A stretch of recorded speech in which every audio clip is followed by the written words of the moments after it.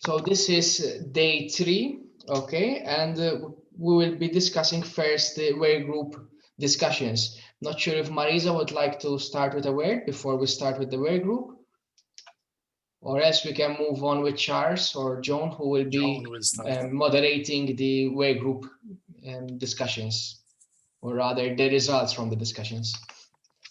I am now not moderating now, later. Okay, okay, good. Okay, I shall start then. Okay, hello participants, dear participants. We are back into the webinar room, and we're starting the feedback and summary by the 7 work groups you were all in. The first group that will give you the summary is the work group 1, ICT and multimedia in teacher education, and this is Ton Allermeyer, who's giving us a summary of what was done there. Ton. Thank you. Goodbye to everybody from Amsterdam. I want to try to share the screen for disabled. Can the host make it possible? It's able right now. So I try once more. Okay, now I have to find my presentation. Okay.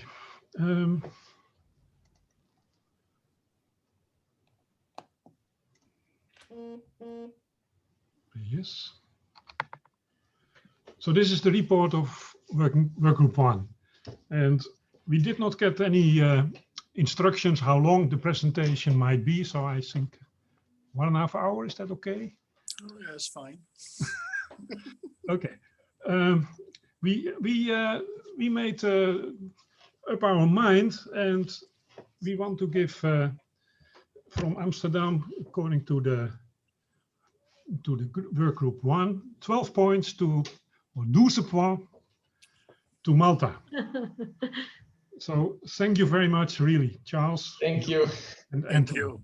For your great work you've done to prepare this special experience for us. Thank you. Thank you, really. Thank you very much. Work group 1 had 3 leaders, so I also thank Peter Las to help me and to join us together to organize this work group.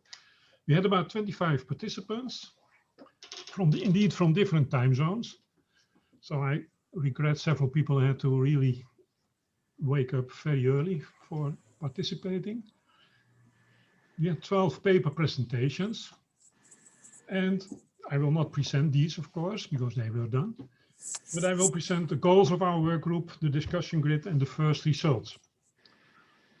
So the output of this work group will be the papers from the individual contributors, and I suppose these will be published one way or another. And we also try to prepare that position paper based on our discussions and the inputs. But besides that, we also think about creating a kind of guide, more open collection of documents, links, ideas of good practices, etc. We used, and we will use also in the next coming period, the Slack environment to communicate and collect documents. That turned out to be a really helpful tool. It is a work in progress, so the report I give is not the results, but just gives you some ideas. Our focus was on how can we organize teacher training, because teaching physics with the use of digital technologies, as well as teaching key concepts of digital technologies, are major challenges for physics teachers. So our topic was, how can we, what experience is there to create effective teacher training?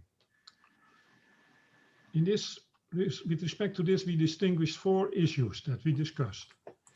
First, about which technologies are we talking?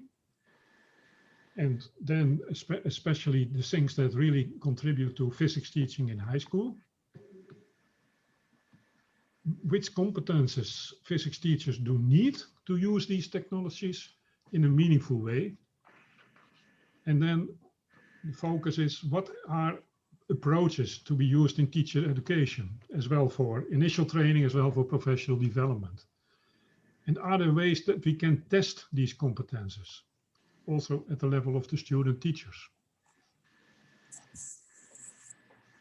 I go now along shortly through these issues. In issue 1 about technology, well, you know, there are many different tools available, different ways we can use technology. The well-known, like working with sensors, video analysis, things like that. But we also had some interesting contributions about future.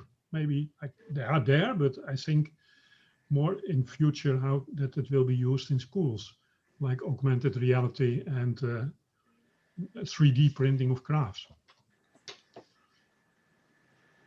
There were also a number of papers in our group that reflected the challenge we have today with the teaching courses on a distance, as well teaching a physics course, but also physics education courses.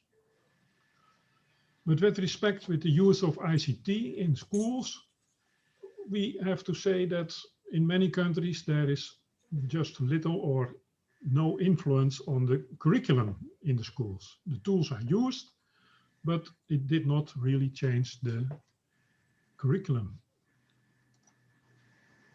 About competences, we agreed on a kind of general statement. Teachers can use digital media professionally and didactically sensible.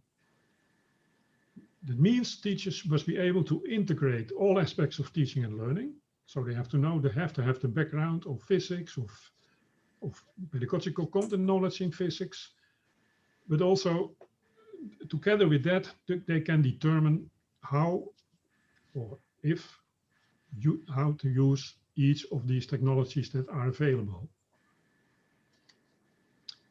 And that's a general statement, more or less, but we had a good contribution from Germany, because on this moment, in these last years, and still going on, in Germany, a group of physics educators or science educators came together in a national attempt to describe competences connected to the use of multimedia in quite a detail.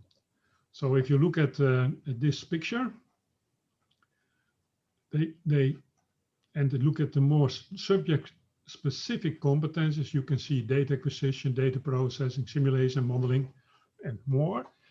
And what I understand is the groups try to specify what should the physics teacher really know about data acquisition so that they are able to use such a tool in a good way. And I suppose from that on, there will be also more attempts to create effective courses. Coming to the issue 3. So do we have some experience with these course on the use of ICT within the teacher training of physics? We can translate what I said before to some 4 course objectives. First objective could be the awareness objective. Teachers should really be aware that there are these ICT tools, and also that they have an idea about the benefits of these tools. Why is this important? Because if they are aware, they might well look for possibilities. But then they should also master such tools. But we think they cannot master all the tools in depth. At least we cannot do that during teacher training. There's in many places only very limited time. But so better to focus on at least one tool. And it can be a choice by the teachers or by the students, and then use that tool in a real lesson. Because we feel at the end of a course, a teacher should be able to design, implement, and evaluate a lesson that makes use of ICT in a good way.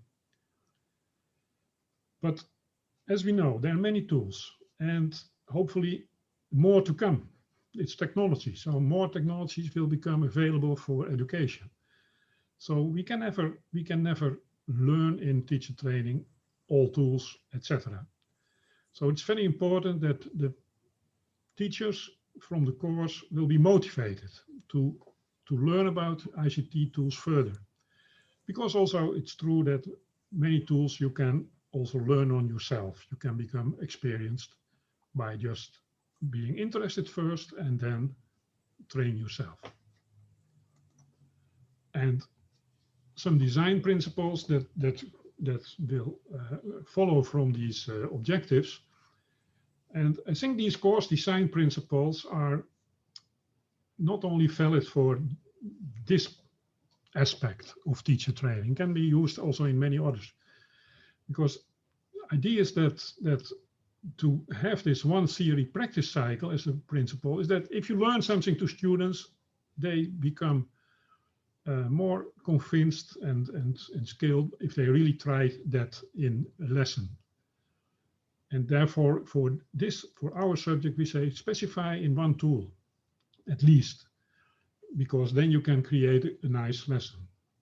And during a course, if you have only little time, use also distributed learning. You don't have to do everything in the institute. They can do also a lot by individual assignments in between. And learners, and this is based on literature on effective teacher training and professional development, learners at that level, they learn much better if they have some freedom to learn to select what they want to learn and how they learn. So use these deep principles in teacher training. This could be a setup for such a small course, short course. 3 sessions in the institute. First session on an overview of what kind of tools are there and what are the benefits. Some training on maybe one of the tools. Some work in between by further learning the tools. In the second lesson, they can start, or the second session, they can start on developing a lesson, which they try out in between the second and the third session. Okay, then we have the last issue, the more difficult one maybe, or the more not used one, about testing. Because we say, okay, if you want to achieve some things with your students, there should be at least a try to test or you achieve what you wanted. And there are many possibilities, of course, for testing, like questionnaires before, after, so you can see the learning effects of the course, observations of lessons, evaluation of lesson plans, but also there has been some attempts to use computer performance tests. And in Netherlands, we have some experience with that for high school, so that at the end of high school, part of the national examinations, students are tested also about their skills and their awareness of ICT tools. And this was also used to create a couple of tasks teacher students had to solve for problems we give them with use of the tools. So they had to show that they have some troubleshooting tasks, skills to be able to do that also in the classroom. Okay, some final. Of course, we notice that the use of ICT in schools is still quite limited, much less than you might expect or what is possible in a good way. We know that the preparation, awareness of teachers, of course, is very important, but maybe there's more needed to get it to a better level. And also because in schools, it can differ a lot. There are probably schools that do a lot with the tools of we have, but there are also many schools maybe that do very little. And we know that if we do a lot in teacher training, the effect will be very limited if teachers, if the students come to a school and there is not really interest in using these information. Well, our work group hopes to contribute a little bit to improve this situation. I think Marisa already said, but also I was quite about the webinars because we experienced this. For me, it was at least the first time to have this way of organizing such a nice meeting. I think for me it was a good experience. I liked it much more than I did expect beforehand. I thought how to do this, but I'm more and more positive. But it would be much better even if we can meet in live in Malta or in Hanoi next year. So I thank you for organizing this and thank you for listening to this report of Work Group 1.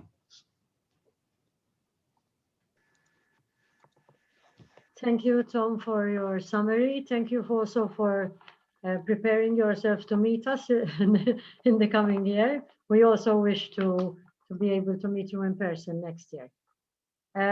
We go to work group, the summary of work group 2 now. Experiments and lab work in teacher education. And this will be presented by Ian Burden.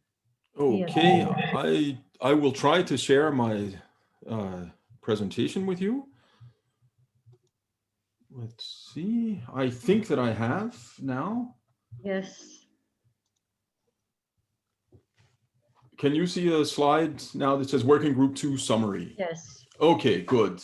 And if it looks like I'm in intense sunlight, like I would be in Malta, it's because I have it on my large screen next to my laptop. So it makes me feel like I could join you on sunny Malta. In Malta. Yes, rather than in rainy Copenhagen. But I would just like to add my thanks to the organizers. I also, like Tan said, I'm really surprised at how well this is working. I did not expect it to be as pleasant as it is, although I will also say I miss seeing you all, and I hope that next year is better for us all.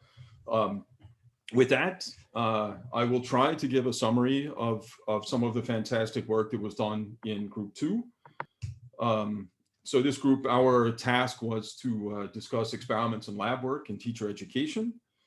And I will say a few words about the process because I think that this ended up working quite well and I would recommend it to people. So what we did is we sent the participants a couple of articles. The article about laboratory instruction by Natasha Holmes and Carl Wyman from Physics Today a couple of years ago, and the AAPT recommendations for undergraduate labs, just so that we would all start basically from the same starting point and not have to, as they say in Danish, reinvent the bowl. And we also recommend, and I have included these links here just for your own edification, there's a document from the OECD from a couple of years ago called The Future of Education and Skills. And I think this is an interesting political document that will inform our position paper quite a bit.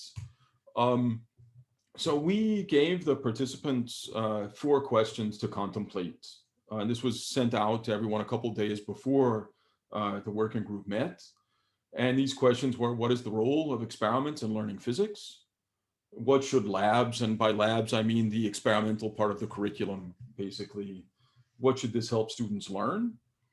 How can we achieve the goals that we agree on in question 1 and 2 in practice?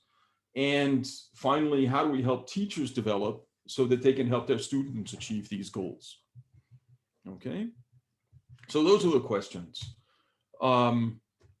We discussed each question in breakout rooms in Zoom with 3 or 4 participants in each group.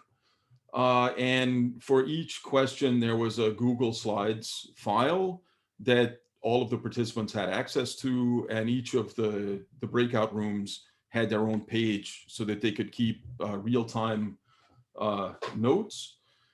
And then the conveners, so Goraj and Leosh and I, have tried to summarize the fantastic and rich discussions that were had by these groups. I don't know if there's anything that's bad here. It is mine. It is my addition and not the fantastic work of the group.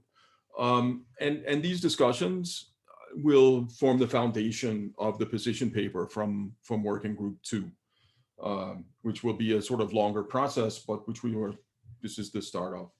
Okay, so what I will do is I will share with you what we sort of considered the key points of each of these questions. Of course, we can't go into all of the detail in a few minutes talk.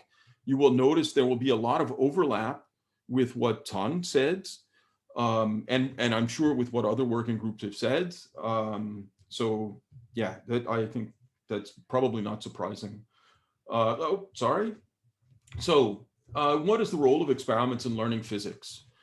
Interestingly, in this discussion, actually learning physics content was not the major part of this. There are other things that we think are important in the laboratory and with experiments. Of course, you want people to learn physics and to use the physics that they learn. And in fact, to learn how to think like a physicist and learn scientific reasoning. But you also want to use this as a way to activate and motivate students, to help the students build bridges between the idealized theoretical world that they meet in textbooks and the mathematical models we use to describe these and the real world that they actually meet in the laboratory.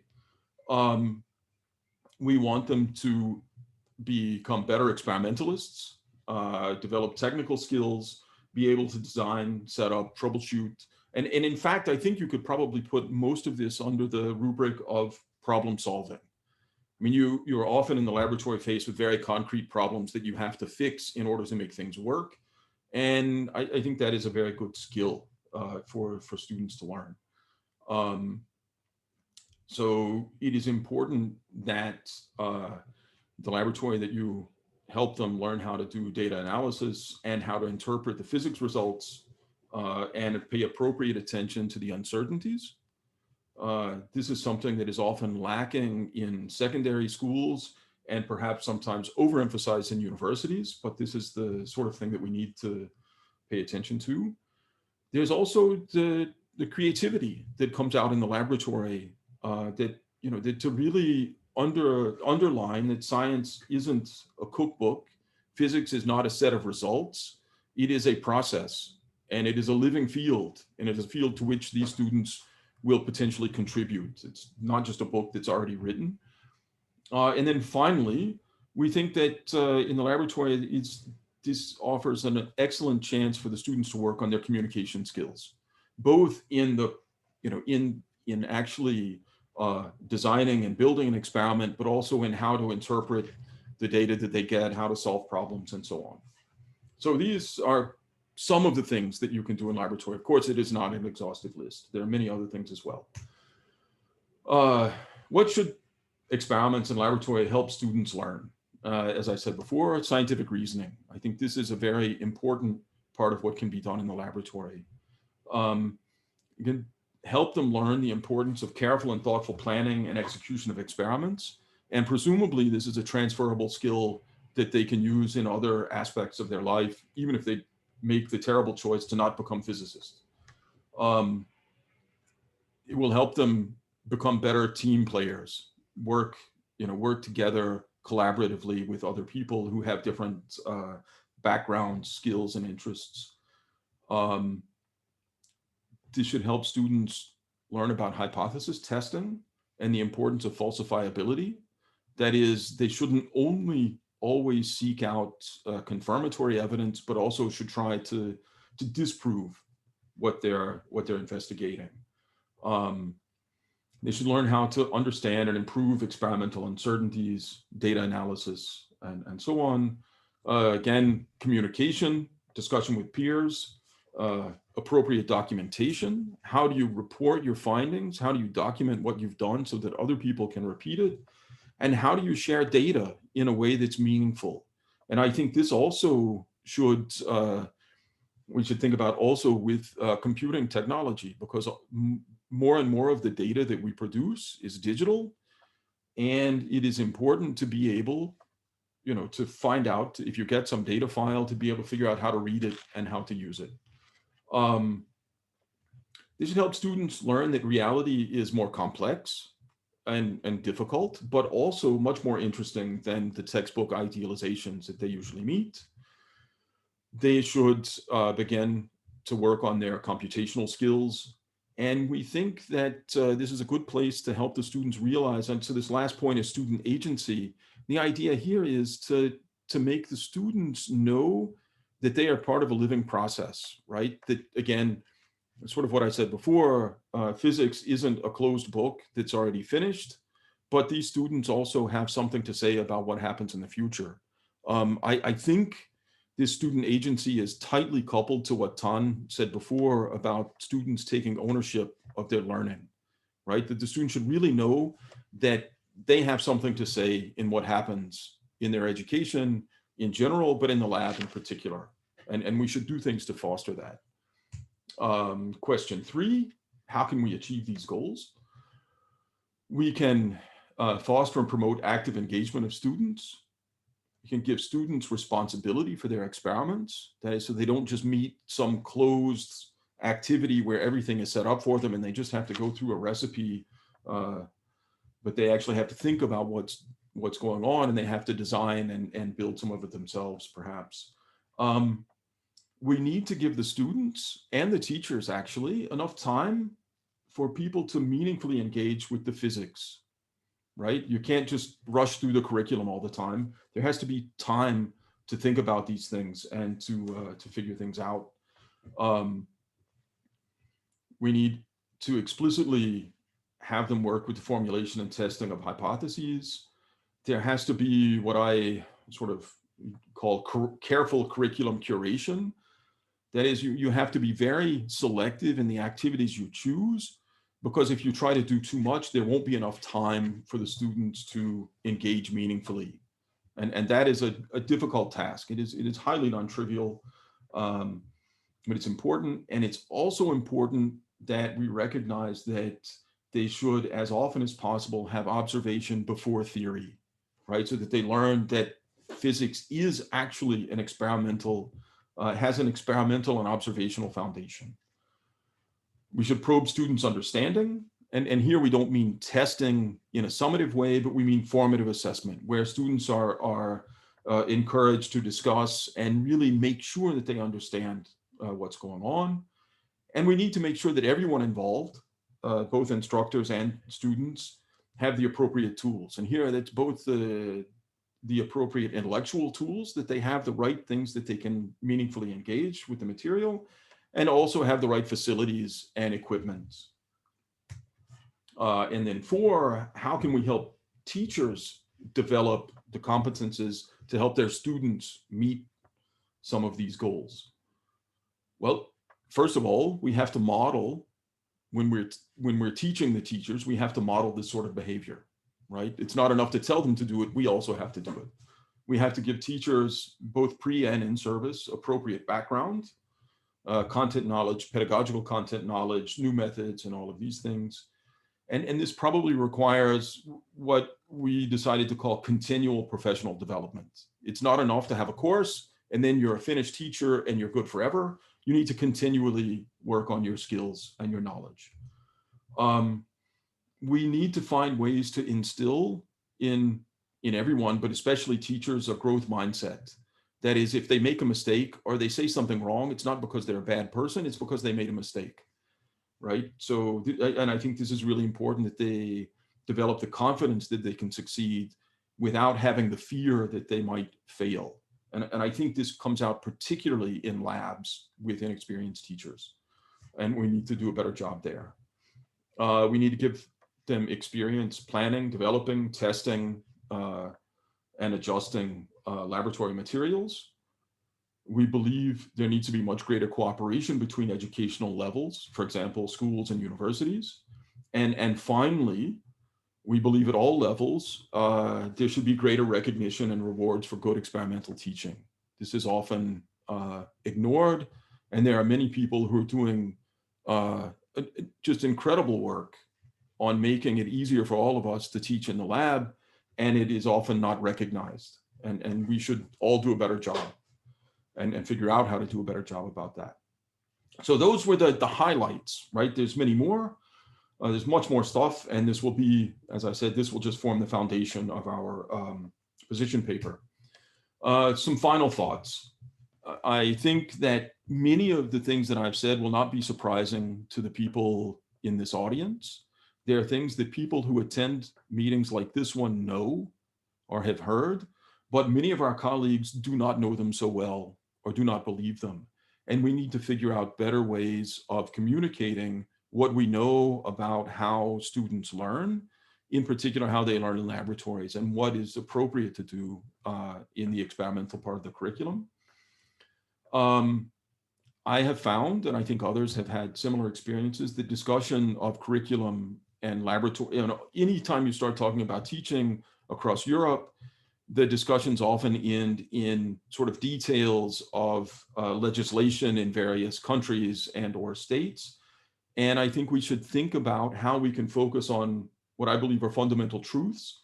And those are, one, that physics is translationally invariant across national boundaries, and that the challenges associated with motivating and teaching students is invariant on an oblate spheroid, that it is not location dependent. It is actually a larger thing, and we should think about this more holistically and not just country by country. And with that, I would like to thank very much the organizers, and I would like to thank all of the participants who worked so hard the last couple of days to make this a success. So thank you very much. Thank you very much, Ian, for sharing the work of Group 2. Interesting work indeed. By the way, talking about Malta, behind me there's a background which reminds you of what Malta looks like during November. This is a photo I took, so it's to entice you to keep thinking about Malta. I'm not going to stop. Thank you. Okay, great. So we go to the next work group, Work Group 3. The summary of Work Group 3 related to quantum mechanics in teaching and learning physics. The summary will be given to us by Sergei Faletic, or Faletic, I'm not sure. Yeah, it's Sergei Faletic. Thank you. Okay. It's a difficult name to pronounce. I hear it in every possible variation, so that's fine. Okay, so thank you. Everybody thank the organizers. I will just add ourselves to all the thanks. For us, it was also a great experience to have the opportunity to talk, and it was maybe even there were positive elements of being able to meet electronically. First, maybe more people could join because they didn't have to travel, and the second part is that some people felt more comfortable discussing in the chat and writing down their thoughts rather than vocally expressing them. And so maybe we even gathered more ideas than we would in a face-to-face setting, but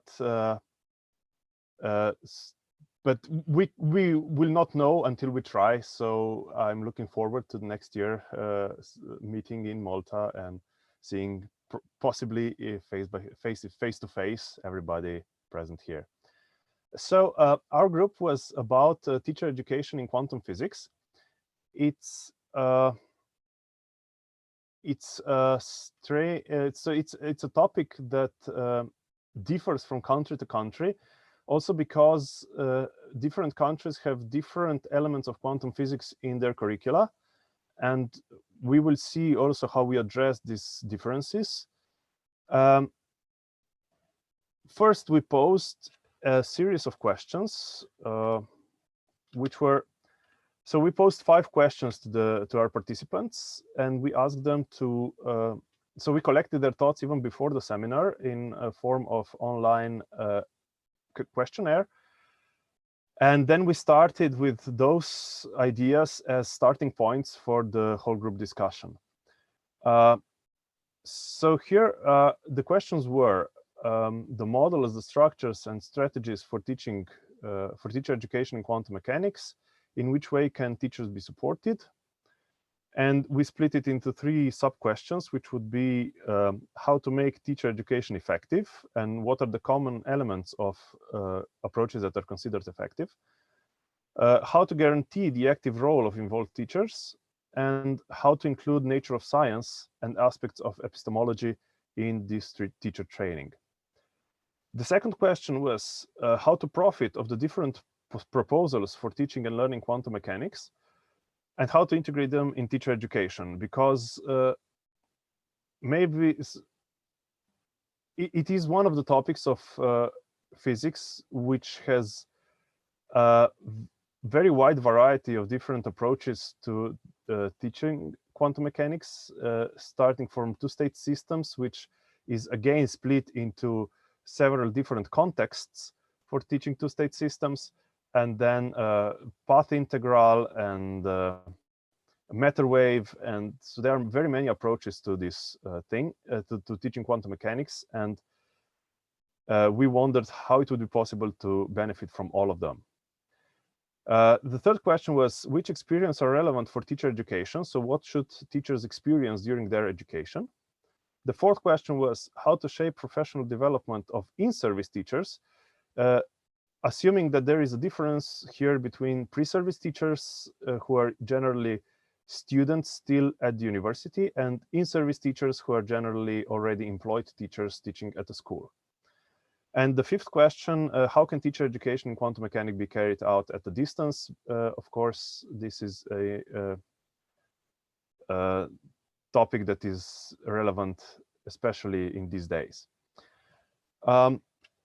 We have produced a large collection, I hope you see now, of consensus points, and I will not present all of this to you.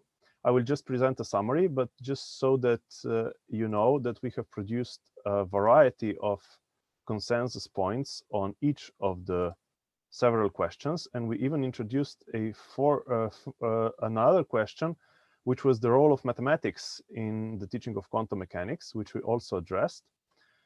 And so this will all be the basis for our position paper. But for this presentation, it suffices to present some common themes, some common topics that emerged from all of the questions together. And we grouped them by topics in some way. First topic is the solid content knowledge. Of course, this is important for any kind of education in any topic. There should be some conceptual knowledge of quantum mechanics that teachers should develop. And there should be some basic mathematical abilities that teachers should have. And among the basic mathematical abilities, we identified the algebra of two-state systems and the calculation of probability in various contexts.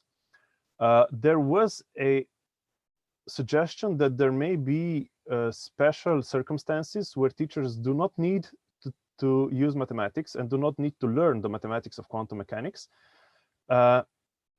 And this would be like for seminar kind of interventions, or for especially in the United States, there are schools which are not, which have, let's say, some lower level of natural sciences, and there the approach without mathematics would also be applicable. But in general, we think that the two-state system, algebra, and probability should be learned by the teachers. The second point is the awareness of aspects and important, which is important for general education. So these are cultural, historical, and philosophical aspects of quantum physics, but it has been emphasized that there are similarities with classical physics, and that there were seminal ideas and controversial ideas produced even in classical physics in the history, which also encountered opposition when introduced, much like quantum mechanics did, and that the introduction of quantum mechanics may not be as different as we think it is in terms of its introduction into quantum physics. And so we found that it is important to discuss the similarities and the differences between classical and quantum physics, especially that especially the role of models in describing anything in physics, because physics is a building of models that should describe the world as closely as they can, but they're still a collection of models, and these are often mathematical models. And this does not change when we transition to quantum physics. The difference is that in classical physics, students have a lot of experience, and even their experience can get in the way. But in quantum physics, they have no experience basically with quantum phenomena. And so, but the model, the modeling of the events or the phenomena is still very similar in classical and quantum physics. There are, however, some different meanings of some terms used both in classical and quantum physics, like the term state or property, which is rarely, if ever, used in classical physics, and some new aspects in quantum physics, like the measuring process, the entanglement, and the inherent stochasticity or uncertainty of results. Here, there is also the second quantum revolution, which is important in the context that we are living it now, and we are basically experiencing a transition such as some of the historical points that we could discuss. Here, the important aspect is, which was already mentioned by my the previous talks, that science is still developing. Science is not a fixed and final thing. It is something that is still developing, and while it is developing, different views can be possible and have to be addressed. So then we have the knowledge of didactical knots and paths, basic understanding, as in all topics, of what are the conceptual problems that students have, and what are the important conceptual knots that have to be discussed, of course. But regarding to teaching paths, as I mentioned, there are very, very different teaching paths, and we believe that teachers should be exposed coherently to one teaching path. But if at all possible, they should be made aware of other possible paths, and even discuss how what they learned from one path can be applied to different paths that they may not have experienced directly, but were made aware of.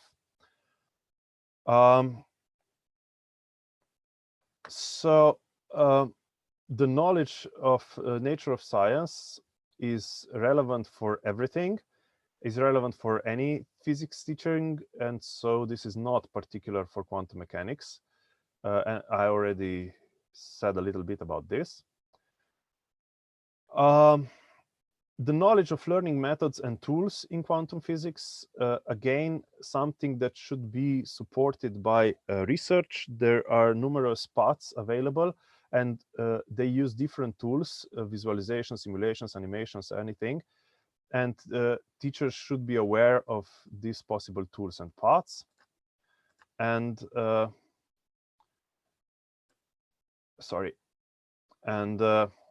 being able to choose between different resources is also a skill that they should learn. As I mentioned, and I mention again, there are very different paths available, very different resources available, and we discussed and agreed that teachers should not be forced in some way to use a specific path, but they should be enabled to modify a path or even choose and combine elements from different paths, as long as they follow a coherent logic or a coherent rationale of course.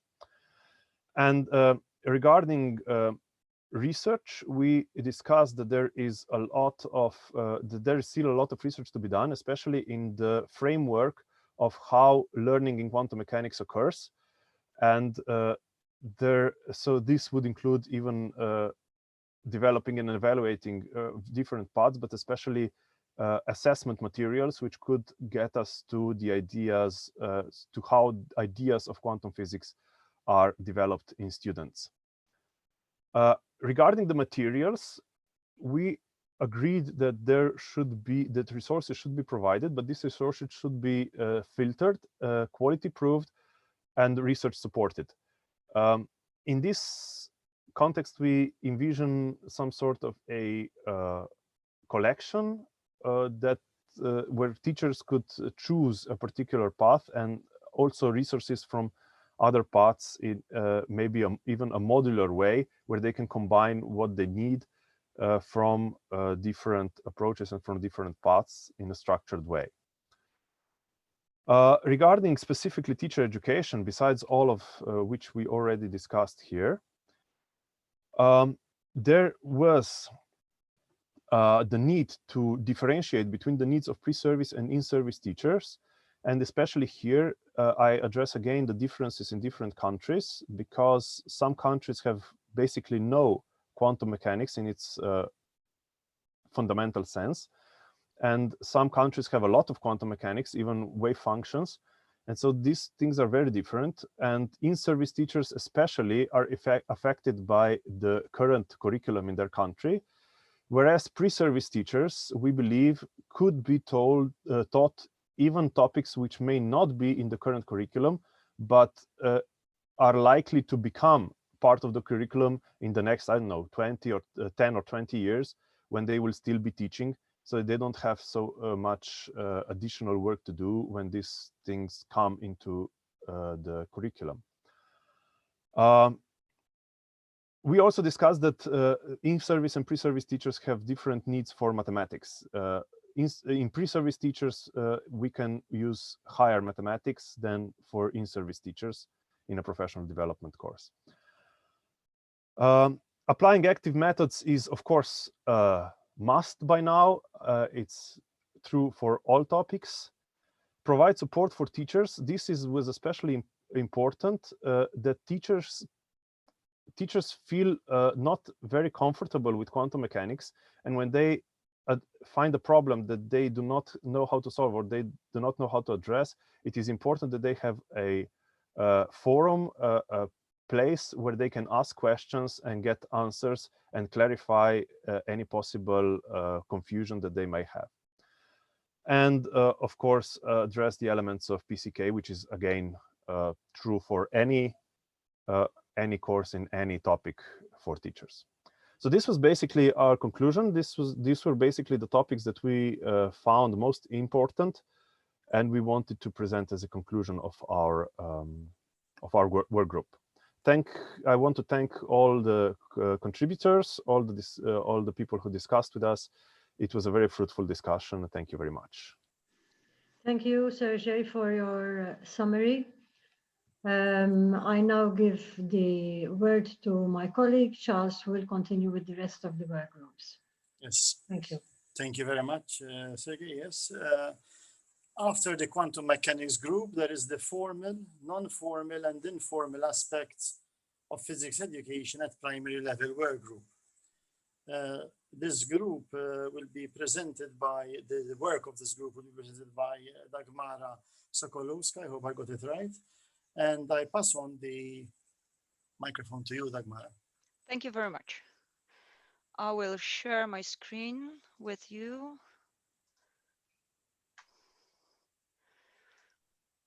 Can you see it?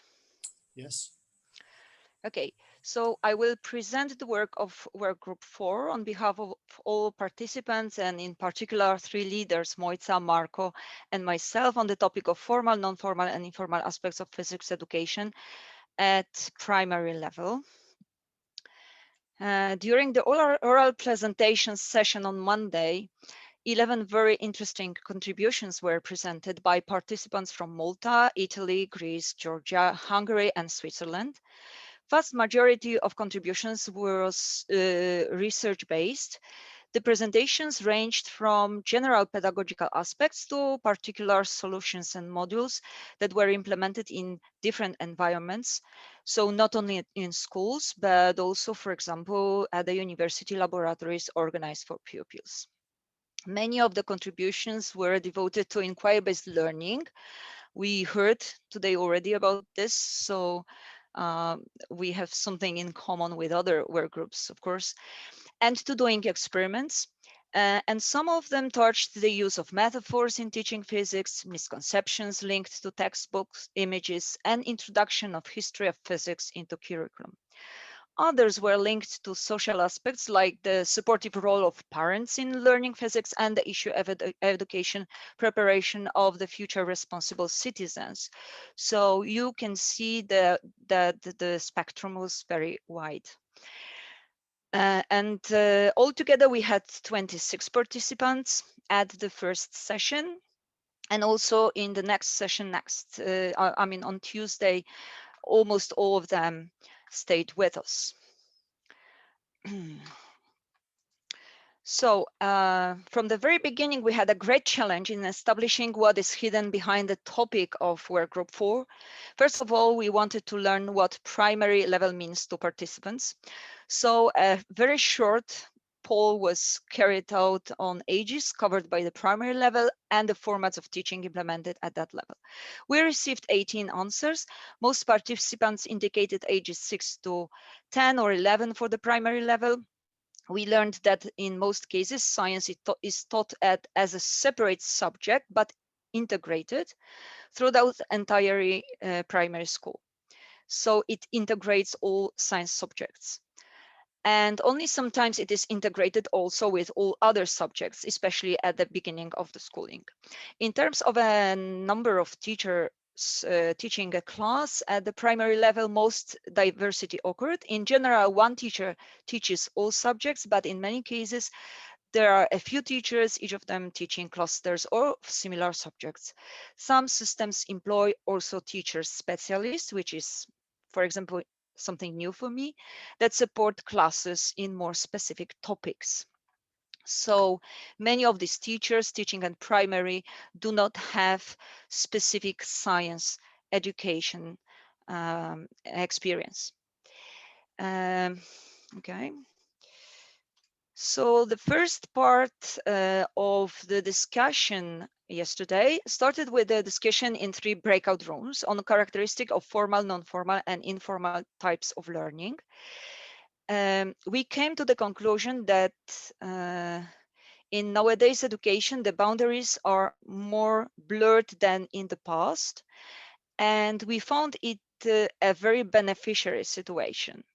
The most obvious for everybody was that informal learning is characterized by no structure, while non-formal has got some structure, and formal learning is very much structured. Also, the formal learning is the most planned and the informal the most incidental. Among others, we pointed out that there are different levels of obligation, assessment, and thus different levels of stress linked to these 3 types of learning. And the most important, that students' own interest and motivation rise through non-formal learning and is the highest in informal learning.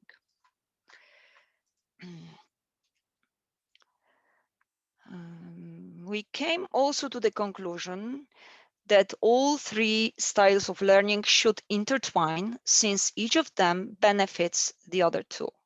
So in particular, non-formal and informal learning should be much more emphasized and promoted in pre-service teacher education and in-service trainings as styles of learning supportive in school education. There was a long discussion about intertwining between 3 of those styles of learning. Today, the group discussion focused on the role of different types of experiments. So we finished with the basics, and today we started with experiments. So back again to Workgroup 4. So we considered lab, home, remote, virtual experiments, informal, non-formal, and informal learning.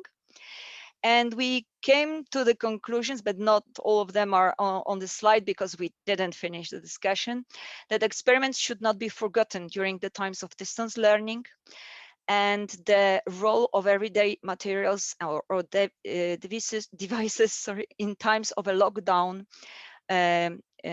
is greater and greater when we do not have any access to school laboratories, but we still can and should do experiments with students during these times. We also spoke about virtual and remote labs as complementary or alternative to real advanced labs, and there was no final conclusion how to treat them. However, we came to the idea that they are very important. And as I said, the discussion did not finish. So that is why the work group 4 members agreed that the discussion during Malta webinar was very fruitful, but it is only the beginning. So we have already planned to meet in more or less 2 months to continue the discussion on different styles of learning and other aspects not even touched yet by us, other aspects of physics education, and maybe also science education and physics integrated into science at primary level. And we don't know if it's possible, but we would like to ask the entire webinar community to fill out the questionnaire on primary level education if possible after the conference. We would like to learn in more details, because the statistics I showed you at the beginning is not the statistics at all. With 24 participants, most of them from Italy, it was not representative. But anyway, we would like to learn more about the ideas and the systems of primary level in your countries, as many countries are covered in this and represented in this webinar. Okay. Thank you very much for your attention, and I would like really thank the whole group for very vivid discussions and a fruitful discussion and exchange of thoughts. Thank you very much. Thank you, Dagmara, for sharing some very useful ideas in such a focused manner. The next work group is the strategies for pre-service physics teacher education at all levels. The work group will be represented by Claudio Fazio. So Claudio, please, you can now take the stand and start your presentation. Yes, thank you very much. Do you see the presentation? Yes. Okay. So the work group 5 was led by me, by Digna Coso and Rosanna Iescova, and we had the first day, as all the other work groups, 10 papers presented, and about 15-20 participants from several countries. We had very vivid and debated discussions during the second and third days that allowed us to concentrate on some relevant topics. Here you can see the 4 main topics that we tried to address. So what are adequate formats for pre-service physics teacher education?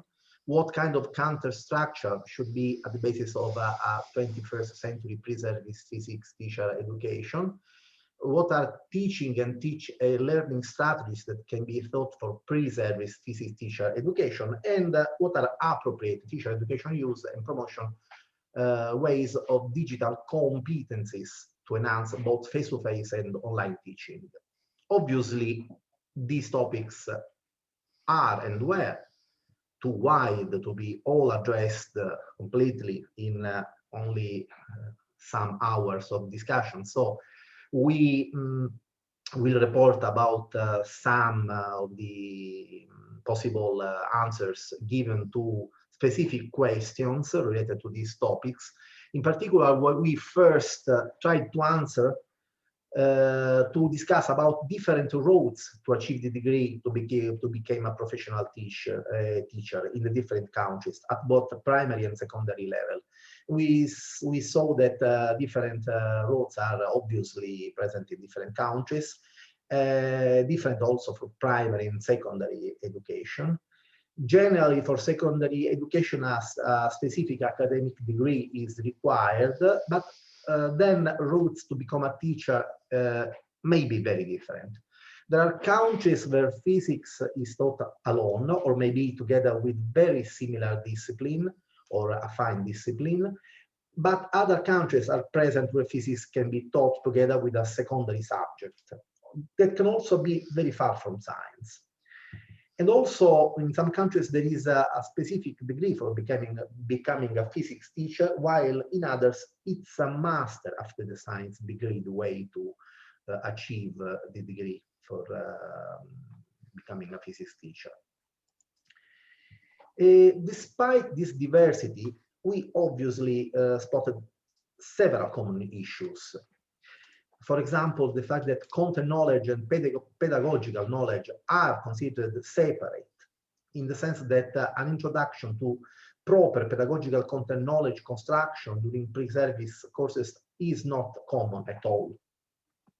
We also find a lack of interest and motivation to become a physics teacher as a very common issue. This is probably also due to low salaries of teachers.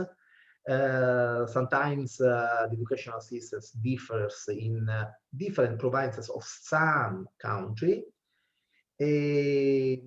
Generally, in the first years of degree courses, in bachelor courses, students study general physics, while more specific physics education oriented topics are dealt with in master courses.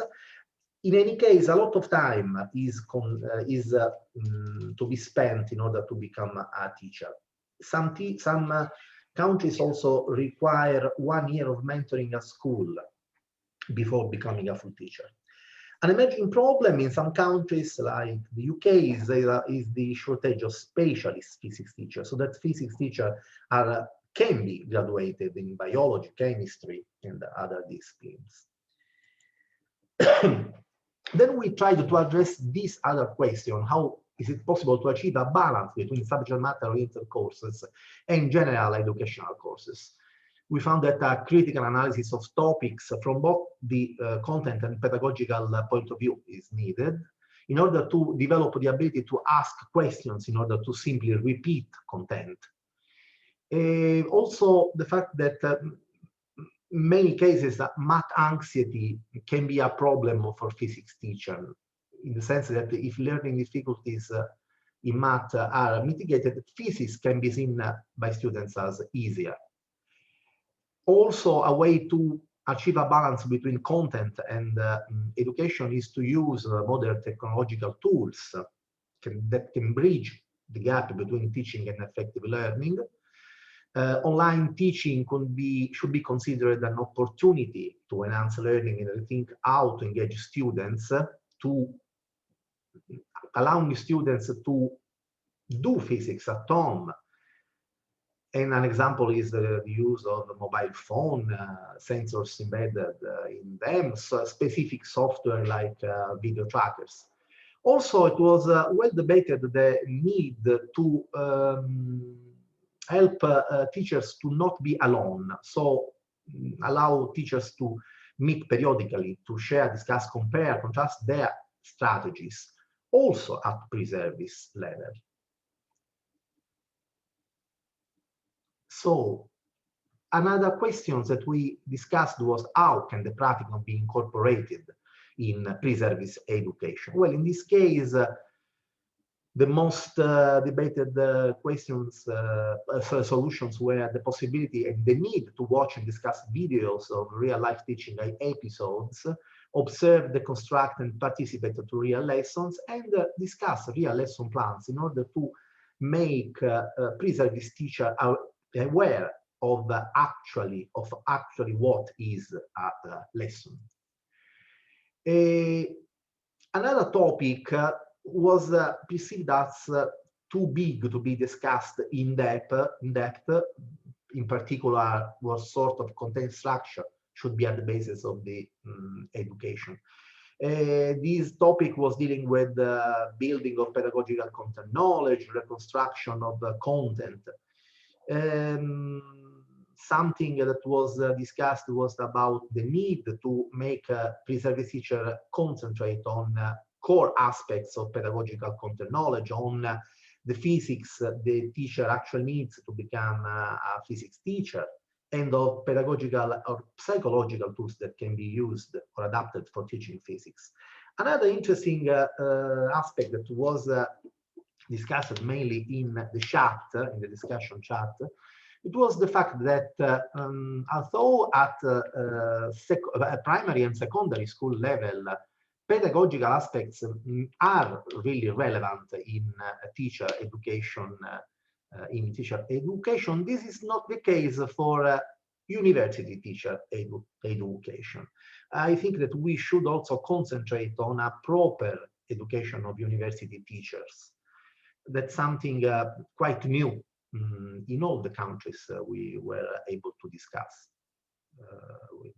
about. The third topic was about possible teaching and learning strategies useful for pre-service physics teacher education. Obviously, we had a lot of suggestions, like reflecting on personal understanding, so to develop metacognition, on modeling to reflect, describe, explain, and also on implementing models into simulations that allow the students to see models from a different point of view. The development of mind's own laboratory activity to reproduce a phenomenon at a specific level, the need to conduct hand-to-hand experiment and modeling activities, the need to use current common technology to collect, analyze data and build models, the need to bring the laboratory at home instead of bringing students. Buonasera, sono Mariangela Belloma del Dipartimento di Architettura. Please.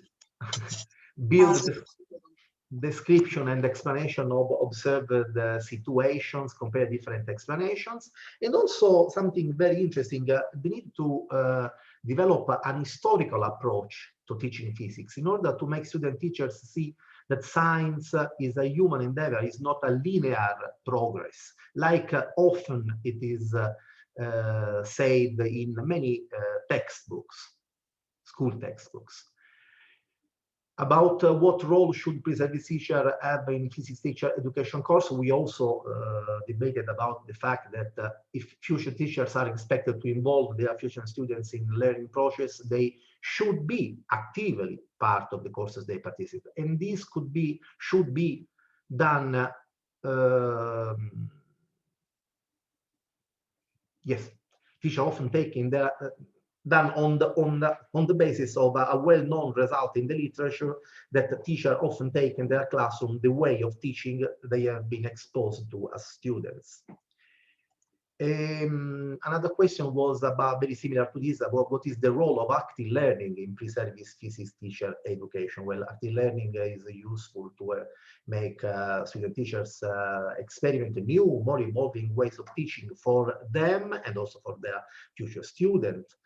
To make future teachers try their real understanding of already known or supposedly known topics, to make them directly experience active learning, and to activate elements of active learning, not also in physics education-oriented courses, but also in general content-specific courses.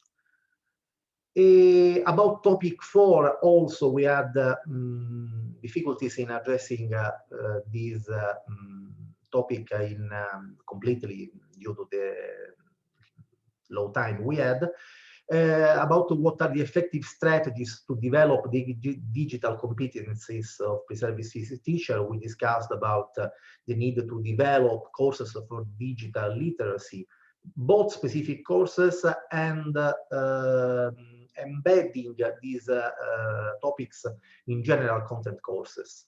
Also, the need to develop specific digital competences for teaching physics, that is data collection, analysis, and also to use digital tools to involve emotionally students. Obviously, all these topics will be addressed successively in further discussion that we will have with all the people involved in this work group. I want to thank them for the very stimulating discussions we had, and I think we will be able to produce a good paper about the Work Group 5 discussions. Thank you. Thank you, Claudia, for sharing some interesting ideas about this area. The last group to share their insights is the In-Service Teacher Professional Learning Strategies Work Group. This group was actually made up of 2 groups, and so 2 representatives will be here in this presenting in this session. I welcome Wim and also Elish. Yes, it's up to you now. Thank you.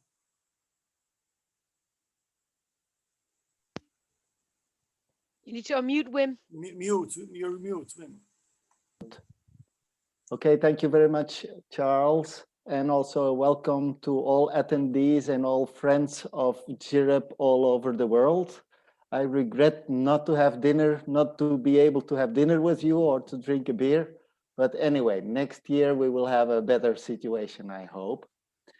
We're running late. I know we have 8 minutes, and for sure, Eilish will talk a little bit faster than usual at the end to make sure that we keep within the limit of 8 minutes. Okay, we are talking about in-service teacher professional learning strategies. I mean, everything that we are doing is about learning. Especially we want our physics teacher to learn to become better professionals. And this is the topic we wanted to discuss. So as a starter for the conference, for the seminar, we had some guiding questions to clarify the aims of this working group about strategies, criteria for quality strategies, examples of good practice, etc. But very soon, and going through the different abstracts and presentations, we felt that we needed to give all 24 people the chance to present their vision and their inquiries, their research. So we split in 2 groups of 12. And because the 2 groups were slightly different in focus, we also changed our questions a little bit. So we had 4 questions for group A and 4 questions for group B.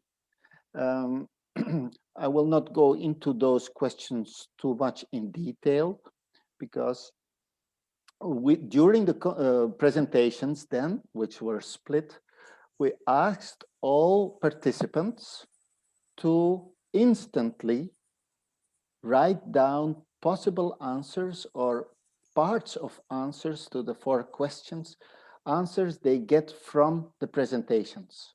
So what is in the presentation that could serve us to find a good answer to all the questions?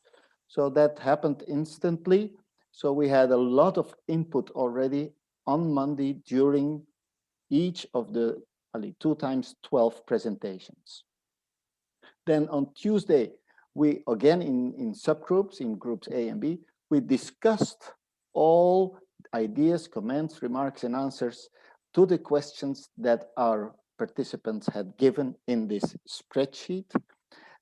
We also had circulated a small survey with about 30 answers, and we analyzed the answers, and we also discussed the survey with our participants. And all these discussions, we hoped, led to a lot of learnings. And then finally, on Tuesday evening, we asked them to write down 3 key learnings coming from all of the discussions. And this ended up, as you can see, in descriptions of 54 key learnings, which we coded a little bit to find kind of groups of coherent answers. And we found out altogether 6 themes that were more or less coherent with respect to the key learnings of the participants. We had something like 30, 35 participants all in all. The 6 themes we could describe as strategies for teacher learning or teacher development, identifying or addressing teachers' needs. How is it done? How are we doing it? What must be done? Self-learning and self-reflection strategies, the role of learning in communities, different strategies of teachers for student learning, and also evaluating the impact, and in line with that, design-based research. So we read all the key learnings of our people, of our participants, and then we try to summarize, try to get out of all these sentences and also the original presentations, a number of learning elements. So about strategies for teacher learning development, we found that as many unanswered questions as answers. There is a need for development across content knowledge, pedagogical knowledge, and pedagogical content knowledge.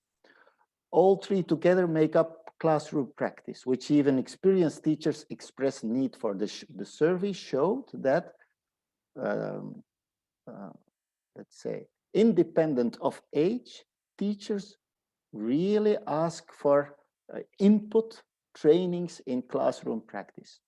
And content should be integrated in teaching strategies, but these are not well described. So the teaching strategies are not very well described, nor is the relationship to pedagogical theories and knowledge. So teachers are teaching, but they are not really aware of what is all the research behind it. So what we also found is there that teachers need to become learners. They have to have this learning attitude, but there may be many implications of this that need further exploration. Another key learning is on identifying and addressing teachers' needs. So the most important thing is that teachers are crucial when identifying their needs. Either they should identify the needs themselves individually for themselves in their own learning path, or they should be consulted when needs are researched or elaborated.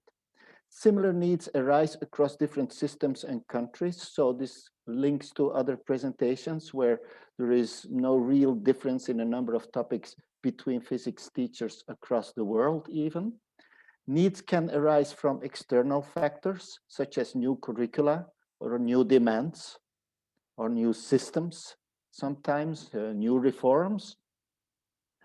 And there should be opportunities for interaction between researchers and teachers to help identify particular needs.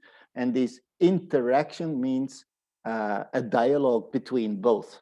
It's not that teachers should swallow the knowledge that has been produced by researchers.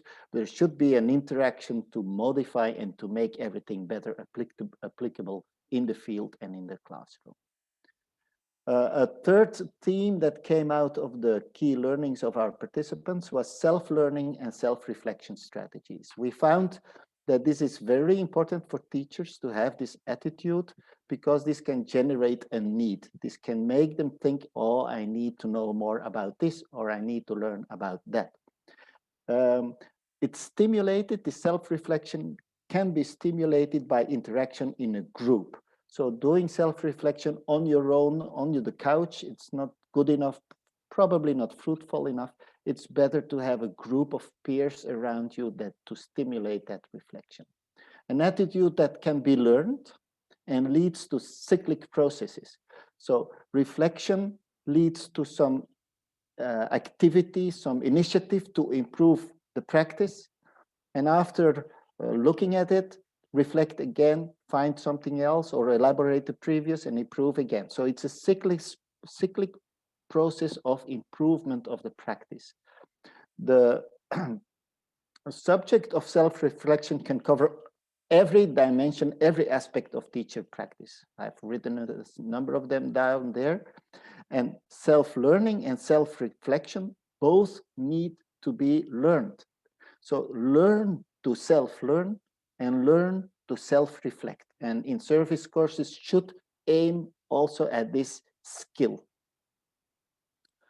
Another and very important theme that was discovered, I think 12 out of 54 key learnings were about working and learning in communities.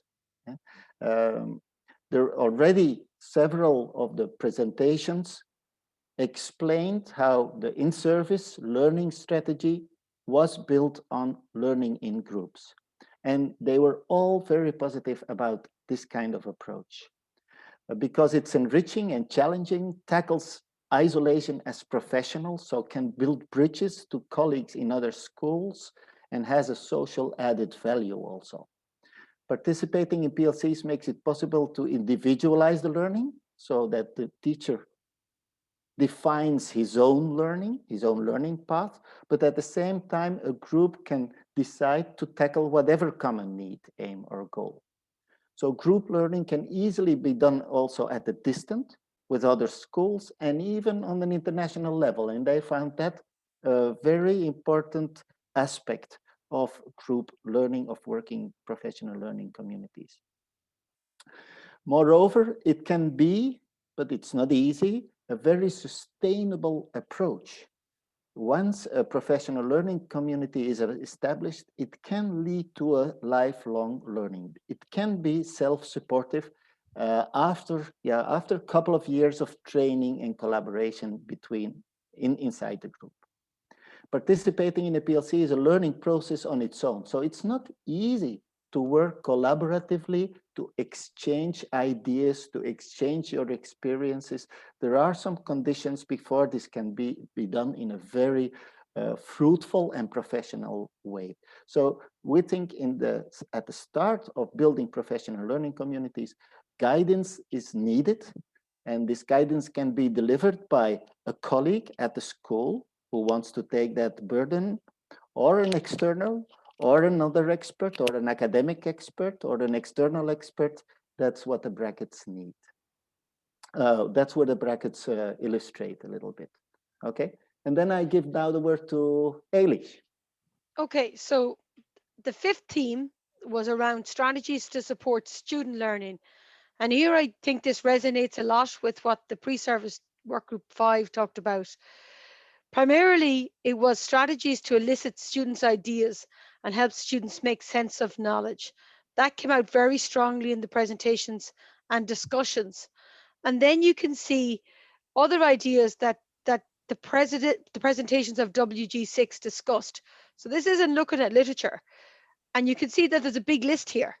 So across all of the presentations, there was a lot of different teaching strategies being used to support student learning. And they involved historical, societal aspects, technology, which hits on working group 1, the development of better learning progressions, development of skills and competencies, not just knowledge, linking to themes, grand challenges, and modern frontiers of topics of physics, challenging stereotypes towards promoting inclusion and diversity in physics, and importantly, supporting teacher collaboration. So this is a long list, but the long list makes demands of the teachers in terms of pedagogical knowledge and skills and content knowledge and skills that they need in order to be able to adopt these strategies. So it resonates with the earlier themes of self-learning that is needed. Again, in terms of the demands required of the teacher, we demand a lot. We demand a lot. This is only the list that came from the discussions in the last couple of days, that they need to develop and have a firm understanding of the content knowledge, the pedagogies that they're using. They need to plan and to focus their planning on active learning, supporting students with different backgrounds and abilities, connecting big ideas, being open to student ideas, fostering creativity and critical thinking, creative thinking, understanding students' difficulties and misconceptions, and using explicit explanations in describing phenomena to support student learning, using ICT and all sorts of modern technologies. And importantly, I suppose, to emphasize that they should engage in self-learning and experiential learning alongside their student learning. So these are a lot of demands. And again, these are the ones that have come from the list that we have discussed in the last couple of days. And it beggars the question of what evidence do we need to collect to evaluate the impact of these strategies? So that's where we go with the last theme, which is around collecting evidence and evaluating impact, and what type of evidence is collected and why. So at the classroom level, there was many reports on the evaluations in terms of the level of engagement. So these are often metrics, numbers, and they're easy to collect, and they can be done on a quantitative basis. We found that there was a huge lack of evidence to measure impact on teachers and or students and their learning processes, because these learning processes for each individual, teacher and student, are very complex and individual. Research often focuses only on the quantitative, which we feel is a surface level, and not on the deeper conceptual or learning processes level, which needs a qualitative approach. And the research focuses on it because often the funding focuses on it, or the time frame of the funding only allows for that quantitative or short-term measure of impact. So we felt a big need to share evaluation approaches, collect up examples of what type of tools, approaches, methodologies researchers are using. How? And again, these are the common list that came out from Workgroup 6. And you would recognize a lot of these approaches in terms of analysis being quantitative or qualitative. So using questionnaires and interviews and teacher reflections, teachers doing something in the classroom and someone observing those, or discussing and reflecting on these. And then more formal strategies around practitioner inquiry, action research, lesson study and case study, where the implementation is planned. There's an inquiry or a research question, there's a method adopted, there's an evaluation and analysis and lessons and learnings identified at the end. And sometimes when you look at the evaluations, it doesn't follow that full cycle of those phases of inquiry. And then you can see some of the reasons that come out from our working group discussions around monitoring teachers' activities or student difficulties or teachers' attitudes and beliefs and motivations and interests, students' attitudes as well, interests and motivations, teachers improving their planning, their implementation, their evaluation, addressing their problems of practices, addressing teacher change processes and growth. So these are things that we need to have more evidence of what types of approaches are useful for collecting the evidence that we needed. So we need to have a mechanism, and that's part of our actions in Workgroup 6, is to share these evaluation approaches. So again, like Dagmara said, we have planned to re-meet again in 2 or 3 months' time when we have our discussion paper ready to share. We would like the community to work together to update the survey, to distribute this survey with the help of all GIREP participants, so that we can collect some insights into how physics teacher professional learning opportunities are organized, what strategies are used across lots of countries that participate at this conference. We've agreed to contribute to a shared document for a bibliography to build up the database, our knowledge database, on all of the elements that we've identified in our themes.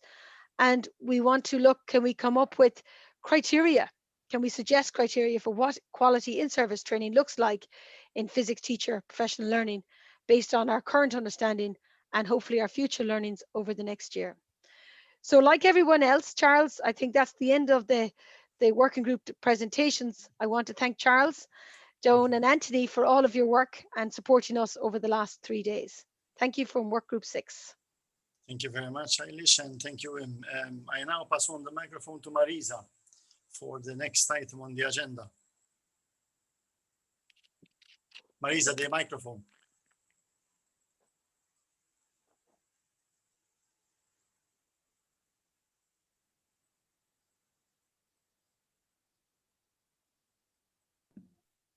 Thanks a lot, Charles.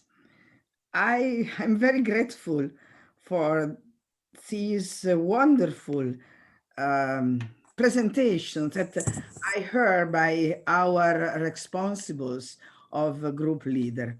I want to first welcome the people who are connecting now for the ceremony of the medal. First of all, I wanted to thank the representatives of the education section of the Rectors Conference of Italian University, and in particular, Betta Giovanni, rector of the University of Cassino. I want to thank the National Project for Improving Teaching Learning Physics, who is connected now for the medal ceremony, the Ministry of Education representative and Ministry of University representative, the community of GEO, and the Italian physics education research community. Now, it is a privilege, and I am very pleased to inform you that the GIREP board, in its meeting on October 8th, has decided to award Luigi Berlinguer the GIREP Anniversary Medal. GIREP award the anniversary medal to people who have distinguished themselves in the world for their contribution to the education and teacher education. GIREP wish to give it to Luigi Berlinguer for the extraordinary contribution to the innovation in teaching learning process and in teacher education, in particular for the university reform now widespread all over the world under the name. Ci ritroviamo ad avere a questo punto in generale 2438 studenti con disabilità, di cui 125 sono iscritti ai servizi del What happens? The panel was left the mic on. It's muted now. Sorry. Thank you so much, Anthony. So I say that in particular for the university reform now to widespread at all over the world under the name of the Bologna process. And for the teacher education project, he founded, invented, and he is based on 4 areas of competencies: pedagogical and psychological area, subject-related education area, educational lab, and apprenticeship. He was supporting the fundamental role of research for the improvement of teaching and teacher education. Research-based competencies in PCK was the focus on his reform and the basic of Green Book of Ministry of Education in EU in 2000. So now I ask Anthony to show the video we prepared for the celebration. And then I will ask Dagmara Soklowska, Vice President of the GIREP, to present the citation directly.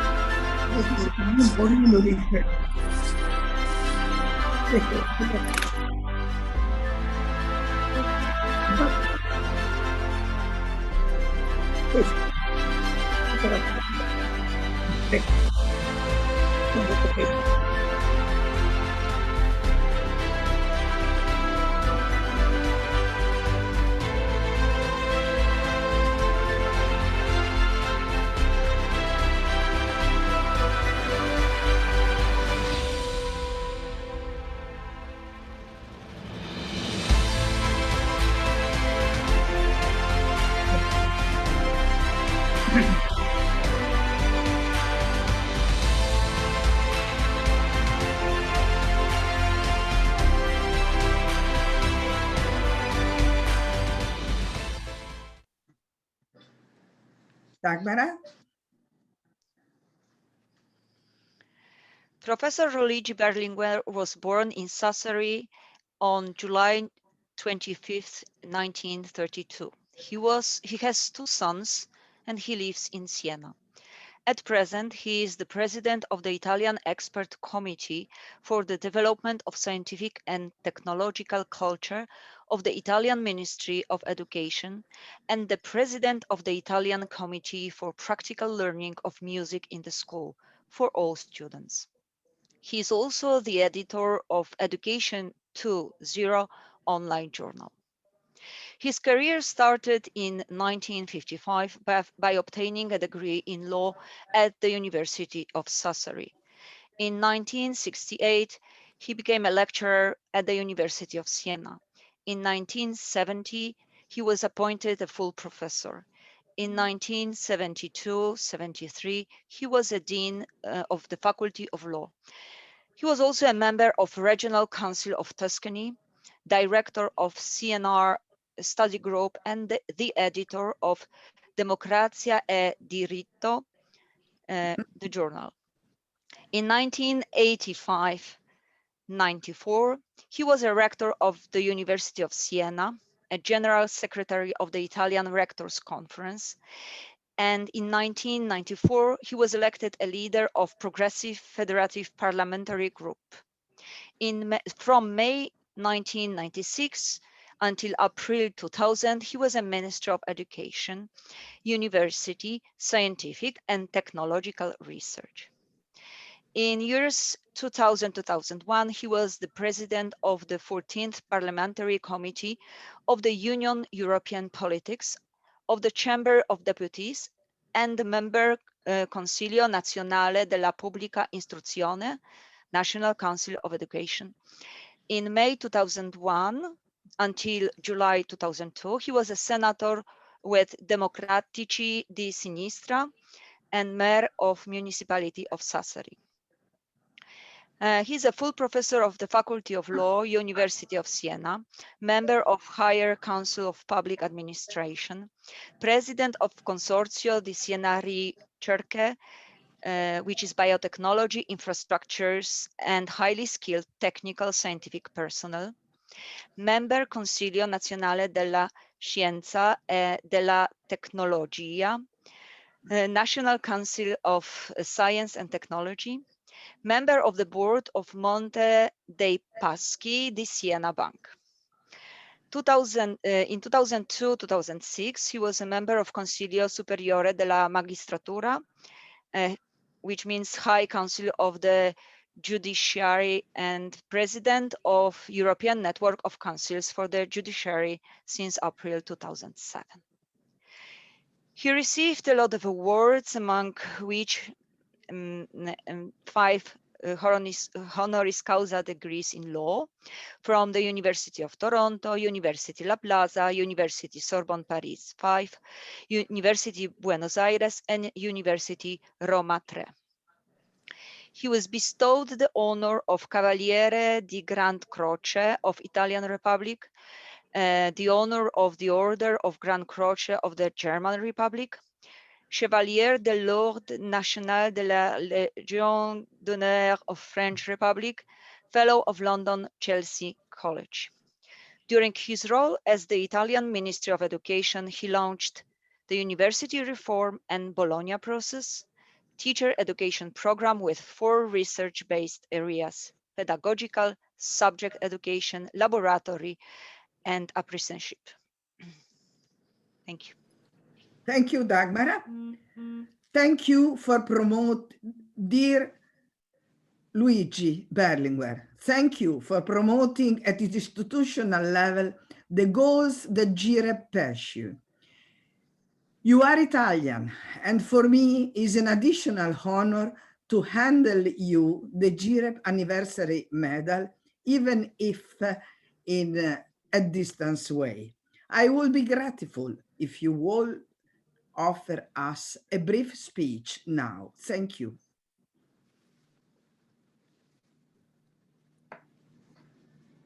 Shall I start? Yes. Thank you.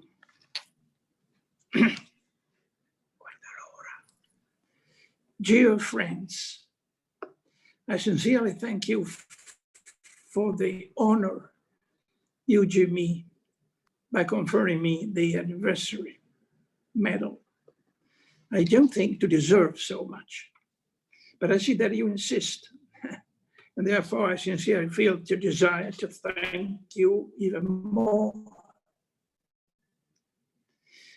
And particular thanks go to Marisa Michelini, who promoted this event, pretty strange event for me on this occasion. I'd like to recall here the underlying reason for my and our battle to enhance education. But I would like to add that in order to achieve this result, it is essential today to introduce a profound reform. It is necessary to change the school, which is more than a simple reform. It is a deep change we need. Its basic philosophy even its tasks. The school must be for all. Our education has been a very important structure in the history of our country, in the construction of a united Italy. But today it needs a profound change because the social conditions of the country have changed themselves. There is no social justice, especially nowadays, if the great principle of school of all and for all is not affirmed. Generalized schooling is an essential political and social condition for building a just society, which requires an effort by the whole country in this direction. The school for all means the right to education to be ensured for all. Let me stress the word all, which is a radical reform. It builds up a new fundamental right, which means a constitutional right, the most important social reform of a modern country, because this is a necessary precondition to ensure equality among all citizens. Equality of persons is the basis of a constitution. Change in the school leads to ensure equality. Here is the big change of society. Discrimination and the distinction between those who know and those who do not know is certainly the most hateful of social discrimination, unacceptable in a modern country. To get to such a success requires a great joint effort among all progressive forces to achieve a substantially revolutionary result in our society. Concrete equality in a society can be considered a proper revolution. It can start from changing education, changing the school. To ensure the success of this goal, a strong, constant commitment and full consciousness of all progressive forces are required. And we need to start with a profound change in the school itself, in its programs, now in its educational contents. It will be another school, another university. And today we need another school. We do need it.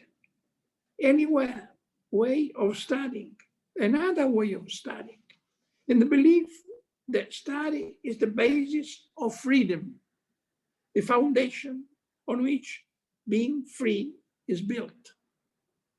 Not only a state dimension, novelty consists also by the way of being students and university students and teachers in different countries.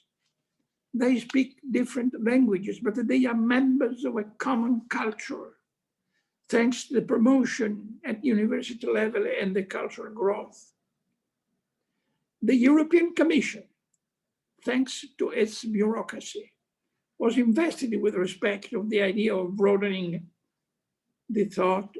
And so we, 4 representatives of 4 countries, Italy, France, Germany, and England, where we thought of becoming members of a European and worldwide university community. For this reason, to do this, I said, I don't trust completely the European Commission because it is governed by formal rules, and therefore I did not have the cultural temperament to jump into a bigger and an exciting adventure. So I said, we are here in Paris when we met.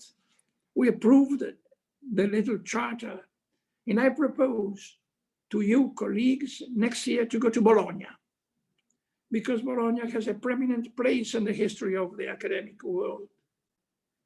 And so we invited to meet again the following year in Bologna. Here comes the Bologna process. The extraordinary thing is that all countries invited by us in that occasion attended the meeting, even if the convocation was not formal by an authority, for instance, the European Commission, but by 4 representing the key countries.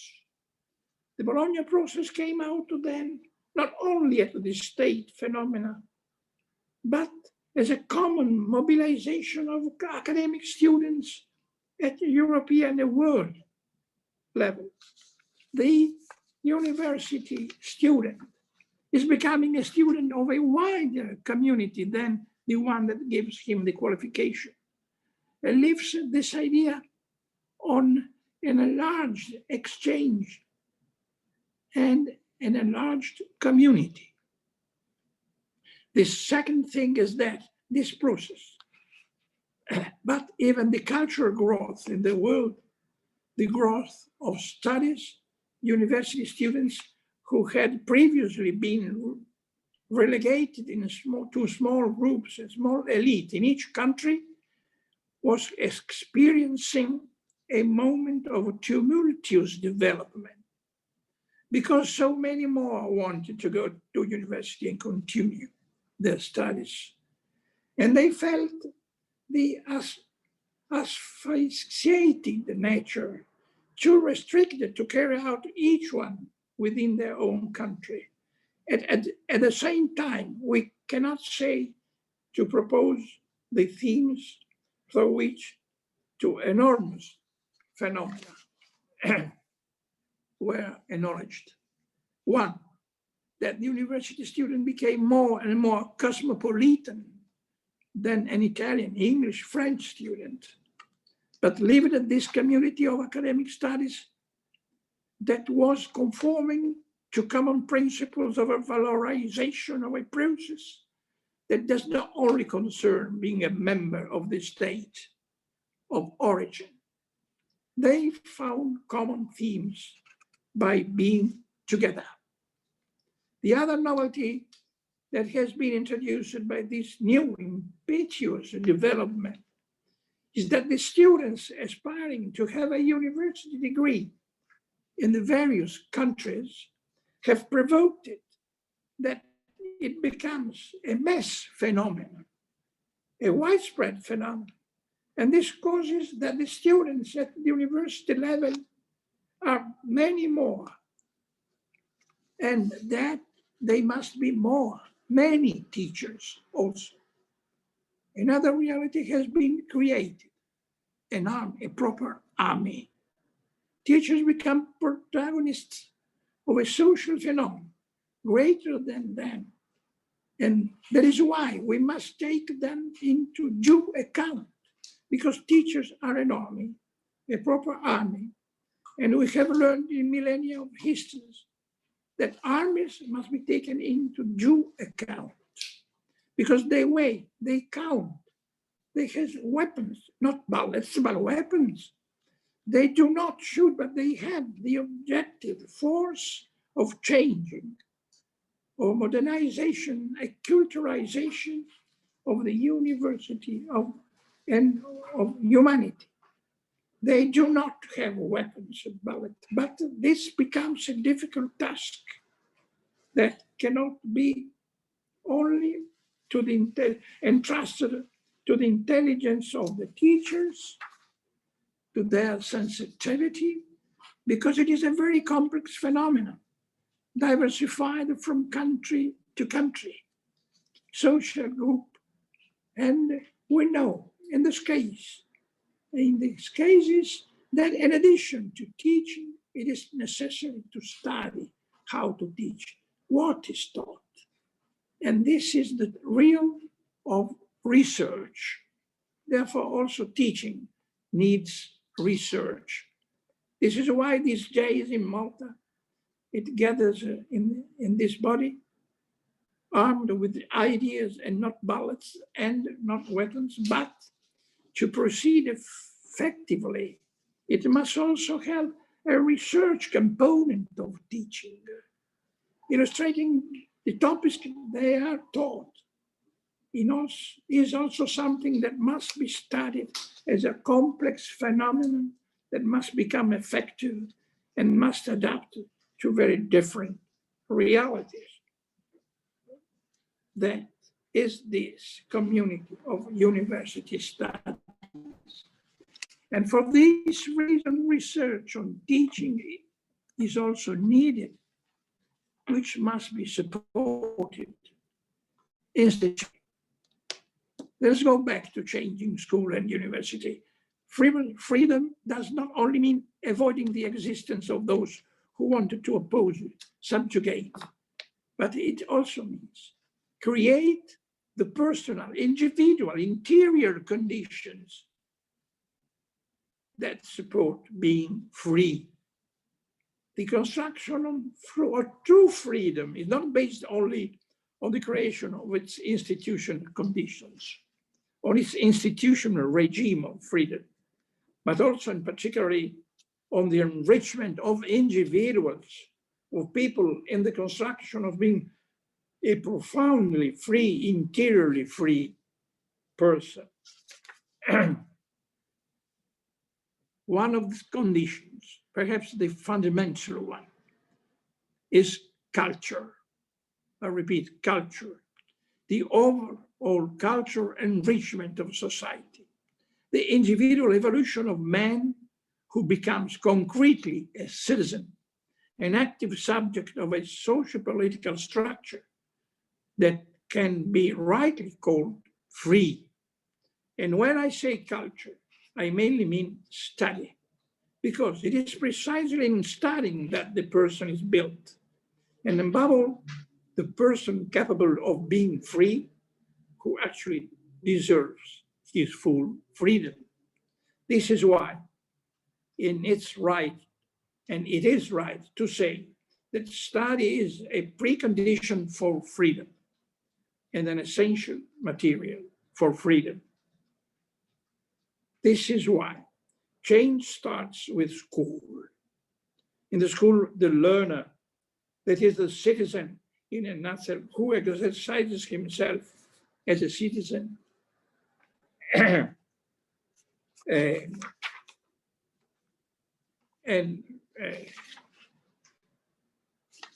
citizen, subject of rights, builds his personality, enriches it, and substantiates it.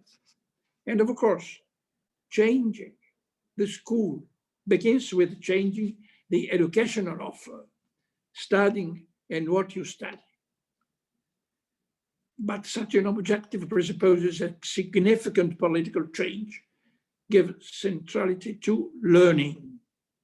Up to now, the school has been mainly docere, that is teaching. The institutional body invested with this task is the teaching staff.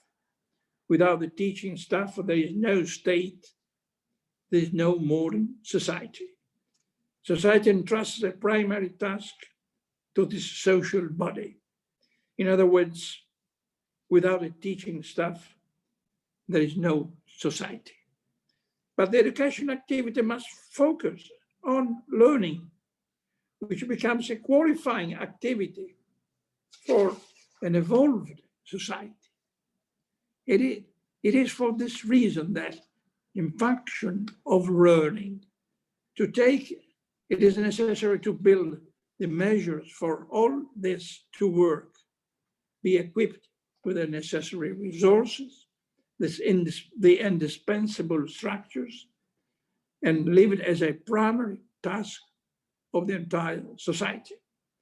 The progress of society as a whole depends on the way in which this function is carried out, supported, and qualified.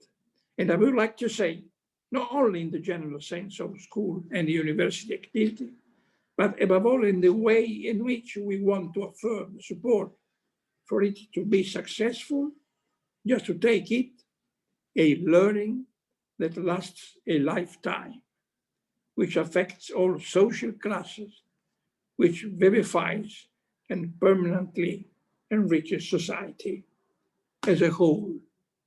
And I thank you a lot for the patience you followed me. Thank you very much.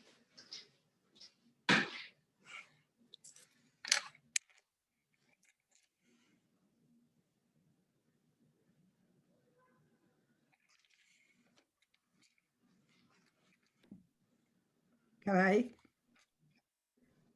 Thank you so much. Thank you so much for your contribution. Thank you so much for your words.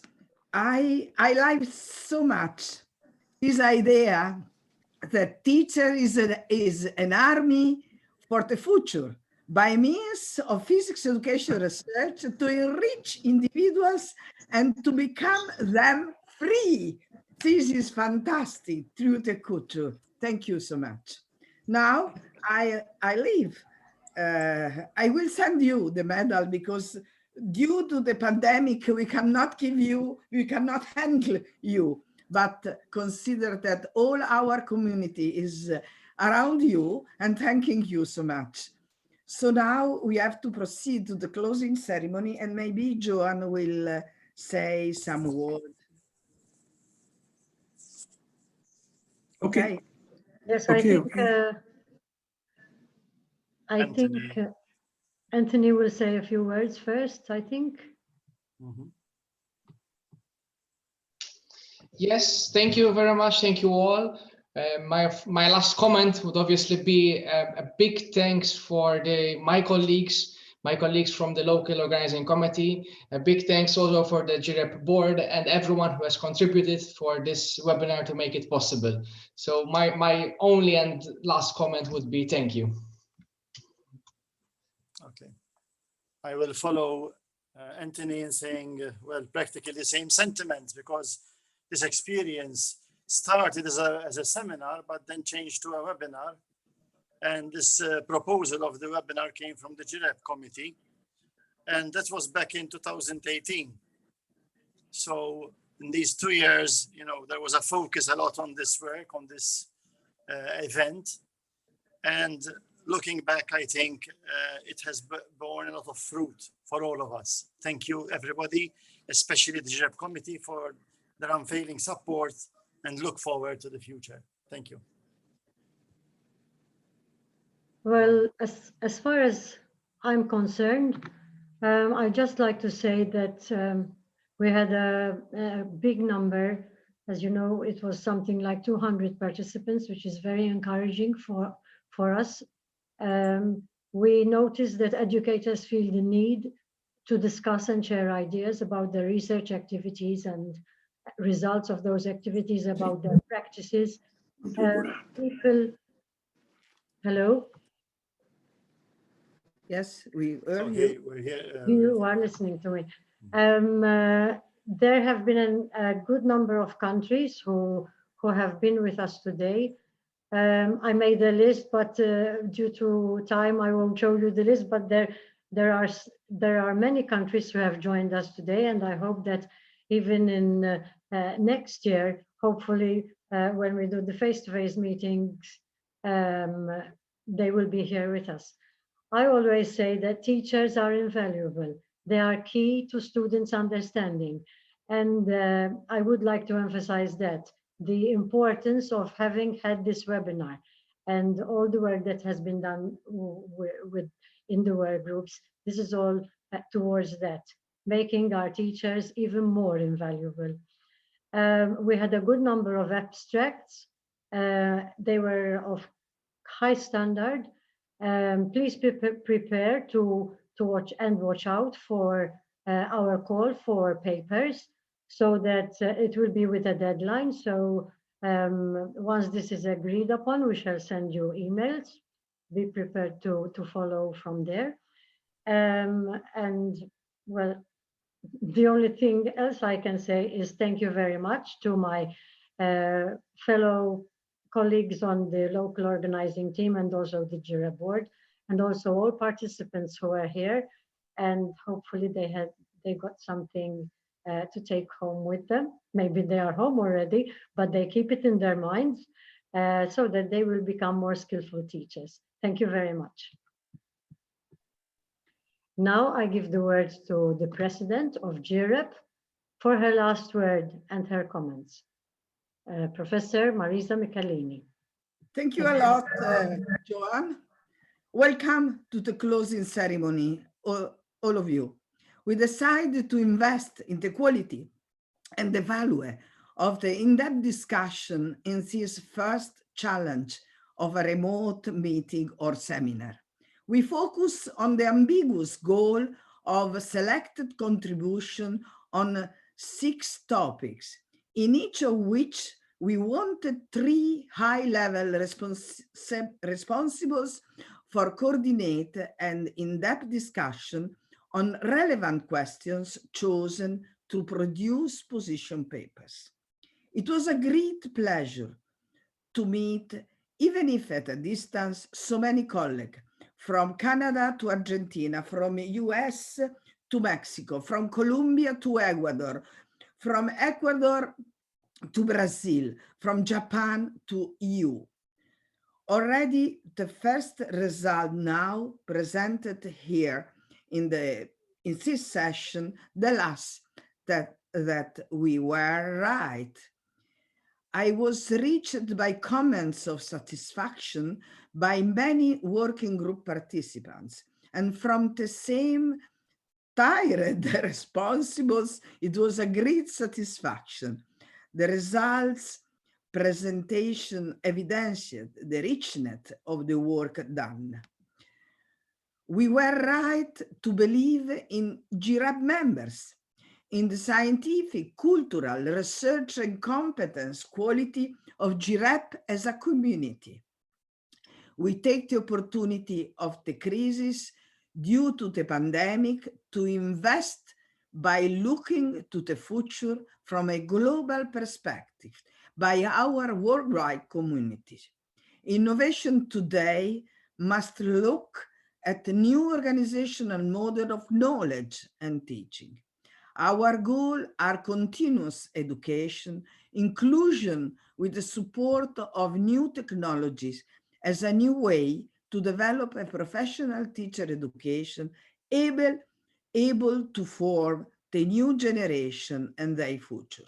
Having teachers as an army, as Berlinguer told us.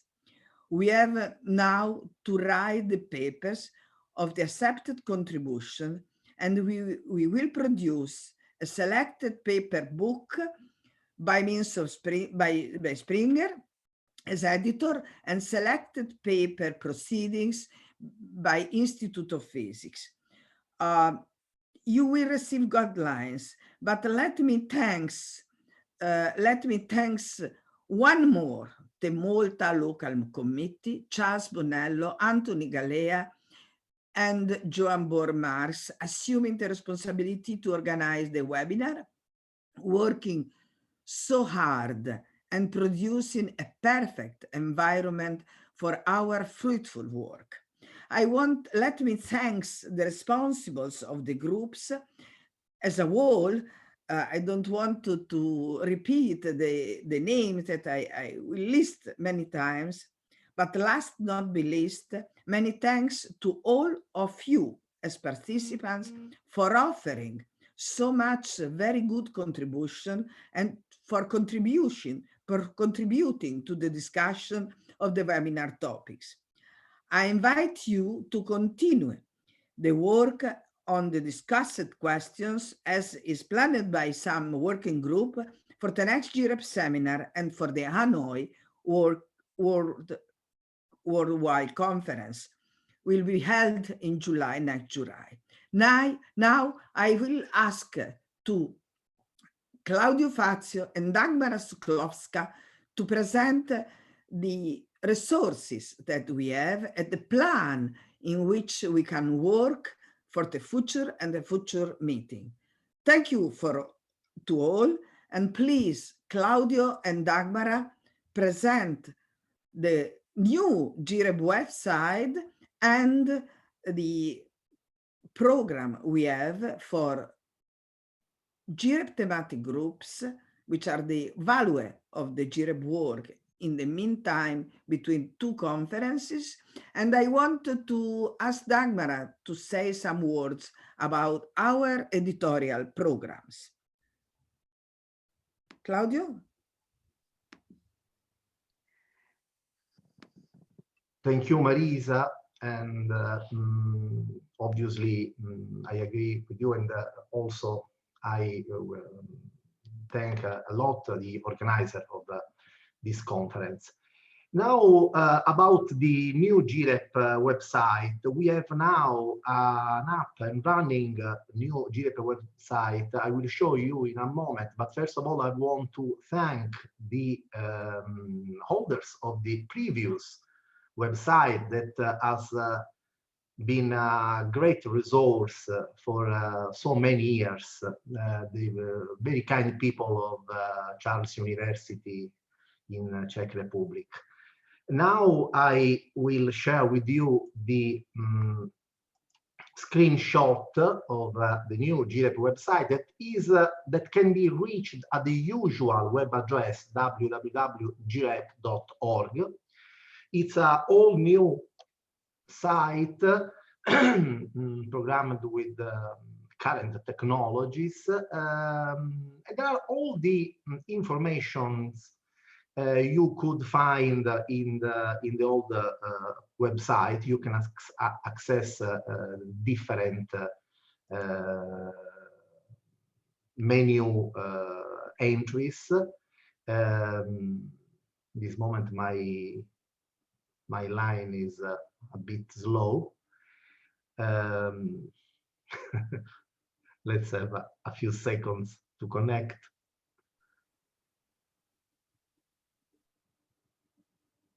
Okay, about GIREP and so on. Something very relevant I want to share with you is the fact that we have a new section of the forum, a forum section, a new section of the website that is a forum section that can be accessed at different levels.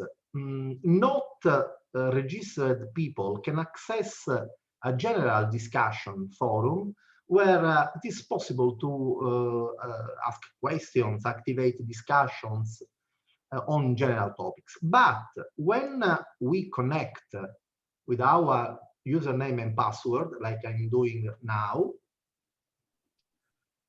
we will then access a more complete forum. You see, we had the general discussion for all members and a general discussion thread for GIREP members.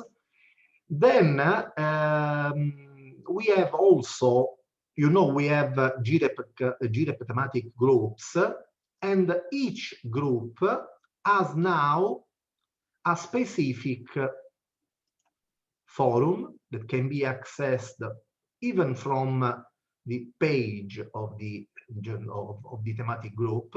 So this is the page of energy thematic group. Here you can access the forum specific. Obviously, at the moment there is no entries. The only entry in this case is in strategies for active learning, a thematic group that is led by me, and so I obviously put them there some discussions and invitations. So all the GIREP thematic group leaders are kindly invited to start contribution.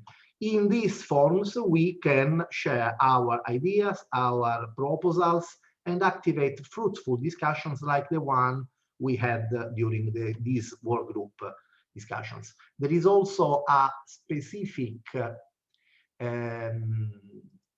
forum for the quantum teaching and learning quantum mechanics physics, where as Marisa said, no, as yes, Marisa said, discussions about these particular topics can be activated.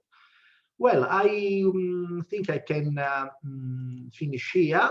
I want only to say that from the GIREP web page, it's possible to go directly to the Facebook pages of GIREP,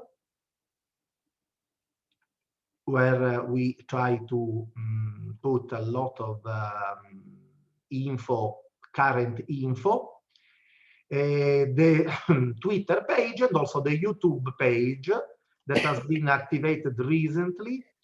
And we at the moment have only one video. I think we could also share here the video of at least general sessions in this in this conference, but we will have to discuss a bit about privacy questions. Obviously, in this section, we'll not share any video about the work group discussions that should remain private. So that's all for me. Thank you very much, and please, Dagmar, you can go on. Thank you, Claudia. You're welcome. So as all of you can see, GIREP grows also on the social media, and the new website is absolutely something modern, much more modern than the one before. So one of the most important parts of GIREP work is GIREP thematic groups, which are focused communities of GIREP members interested in contributing their expertise in particular facets of physics education.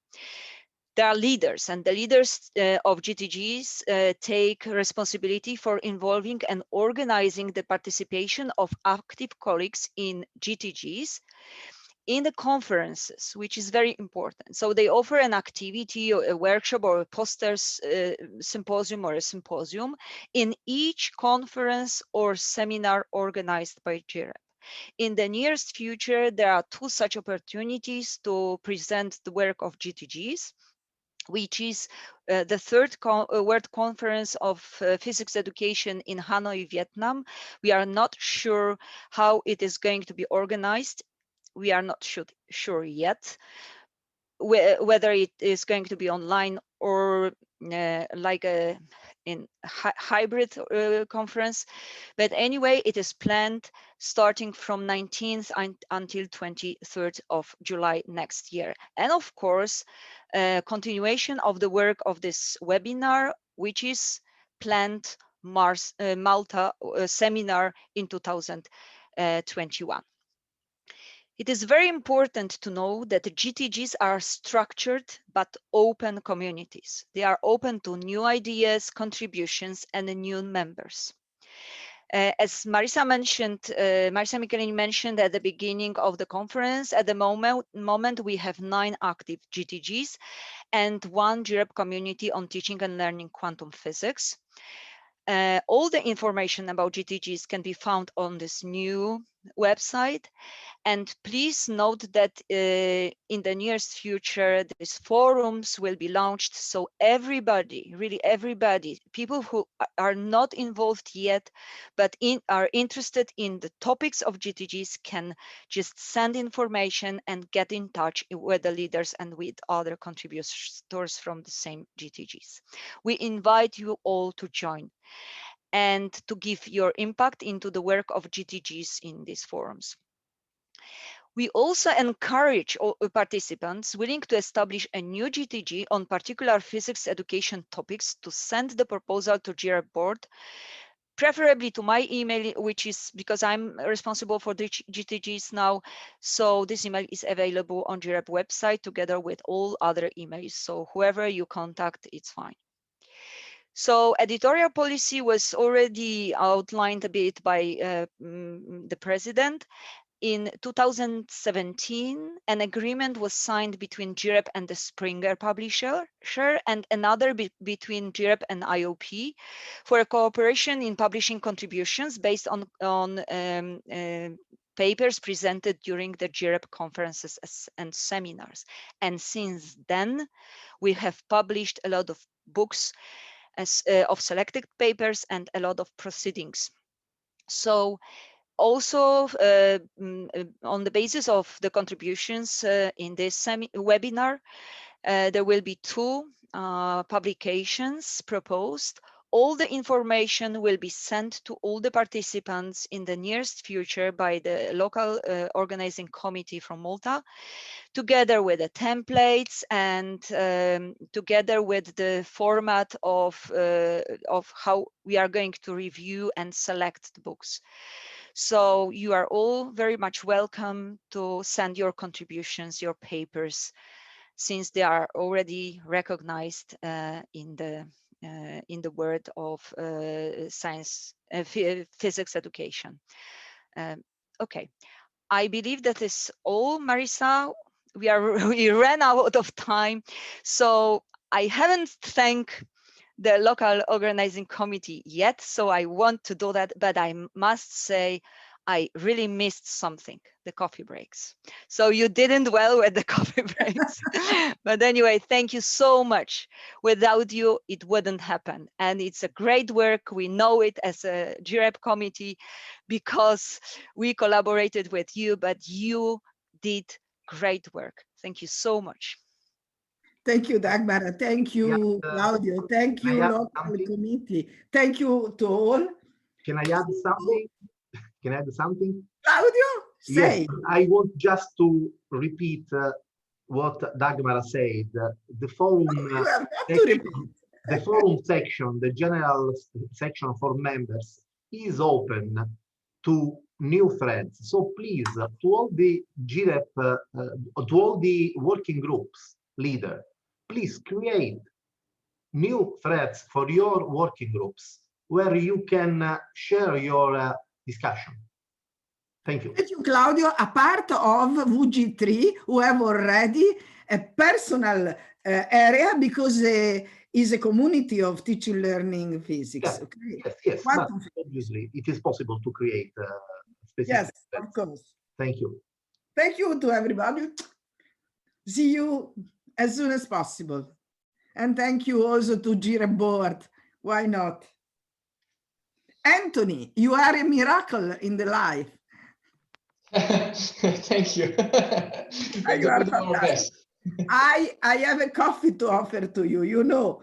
You have to, no, a coffee, a glass of wine. Even better. Oh, that's even better. Even better. Thank you to all. Right here.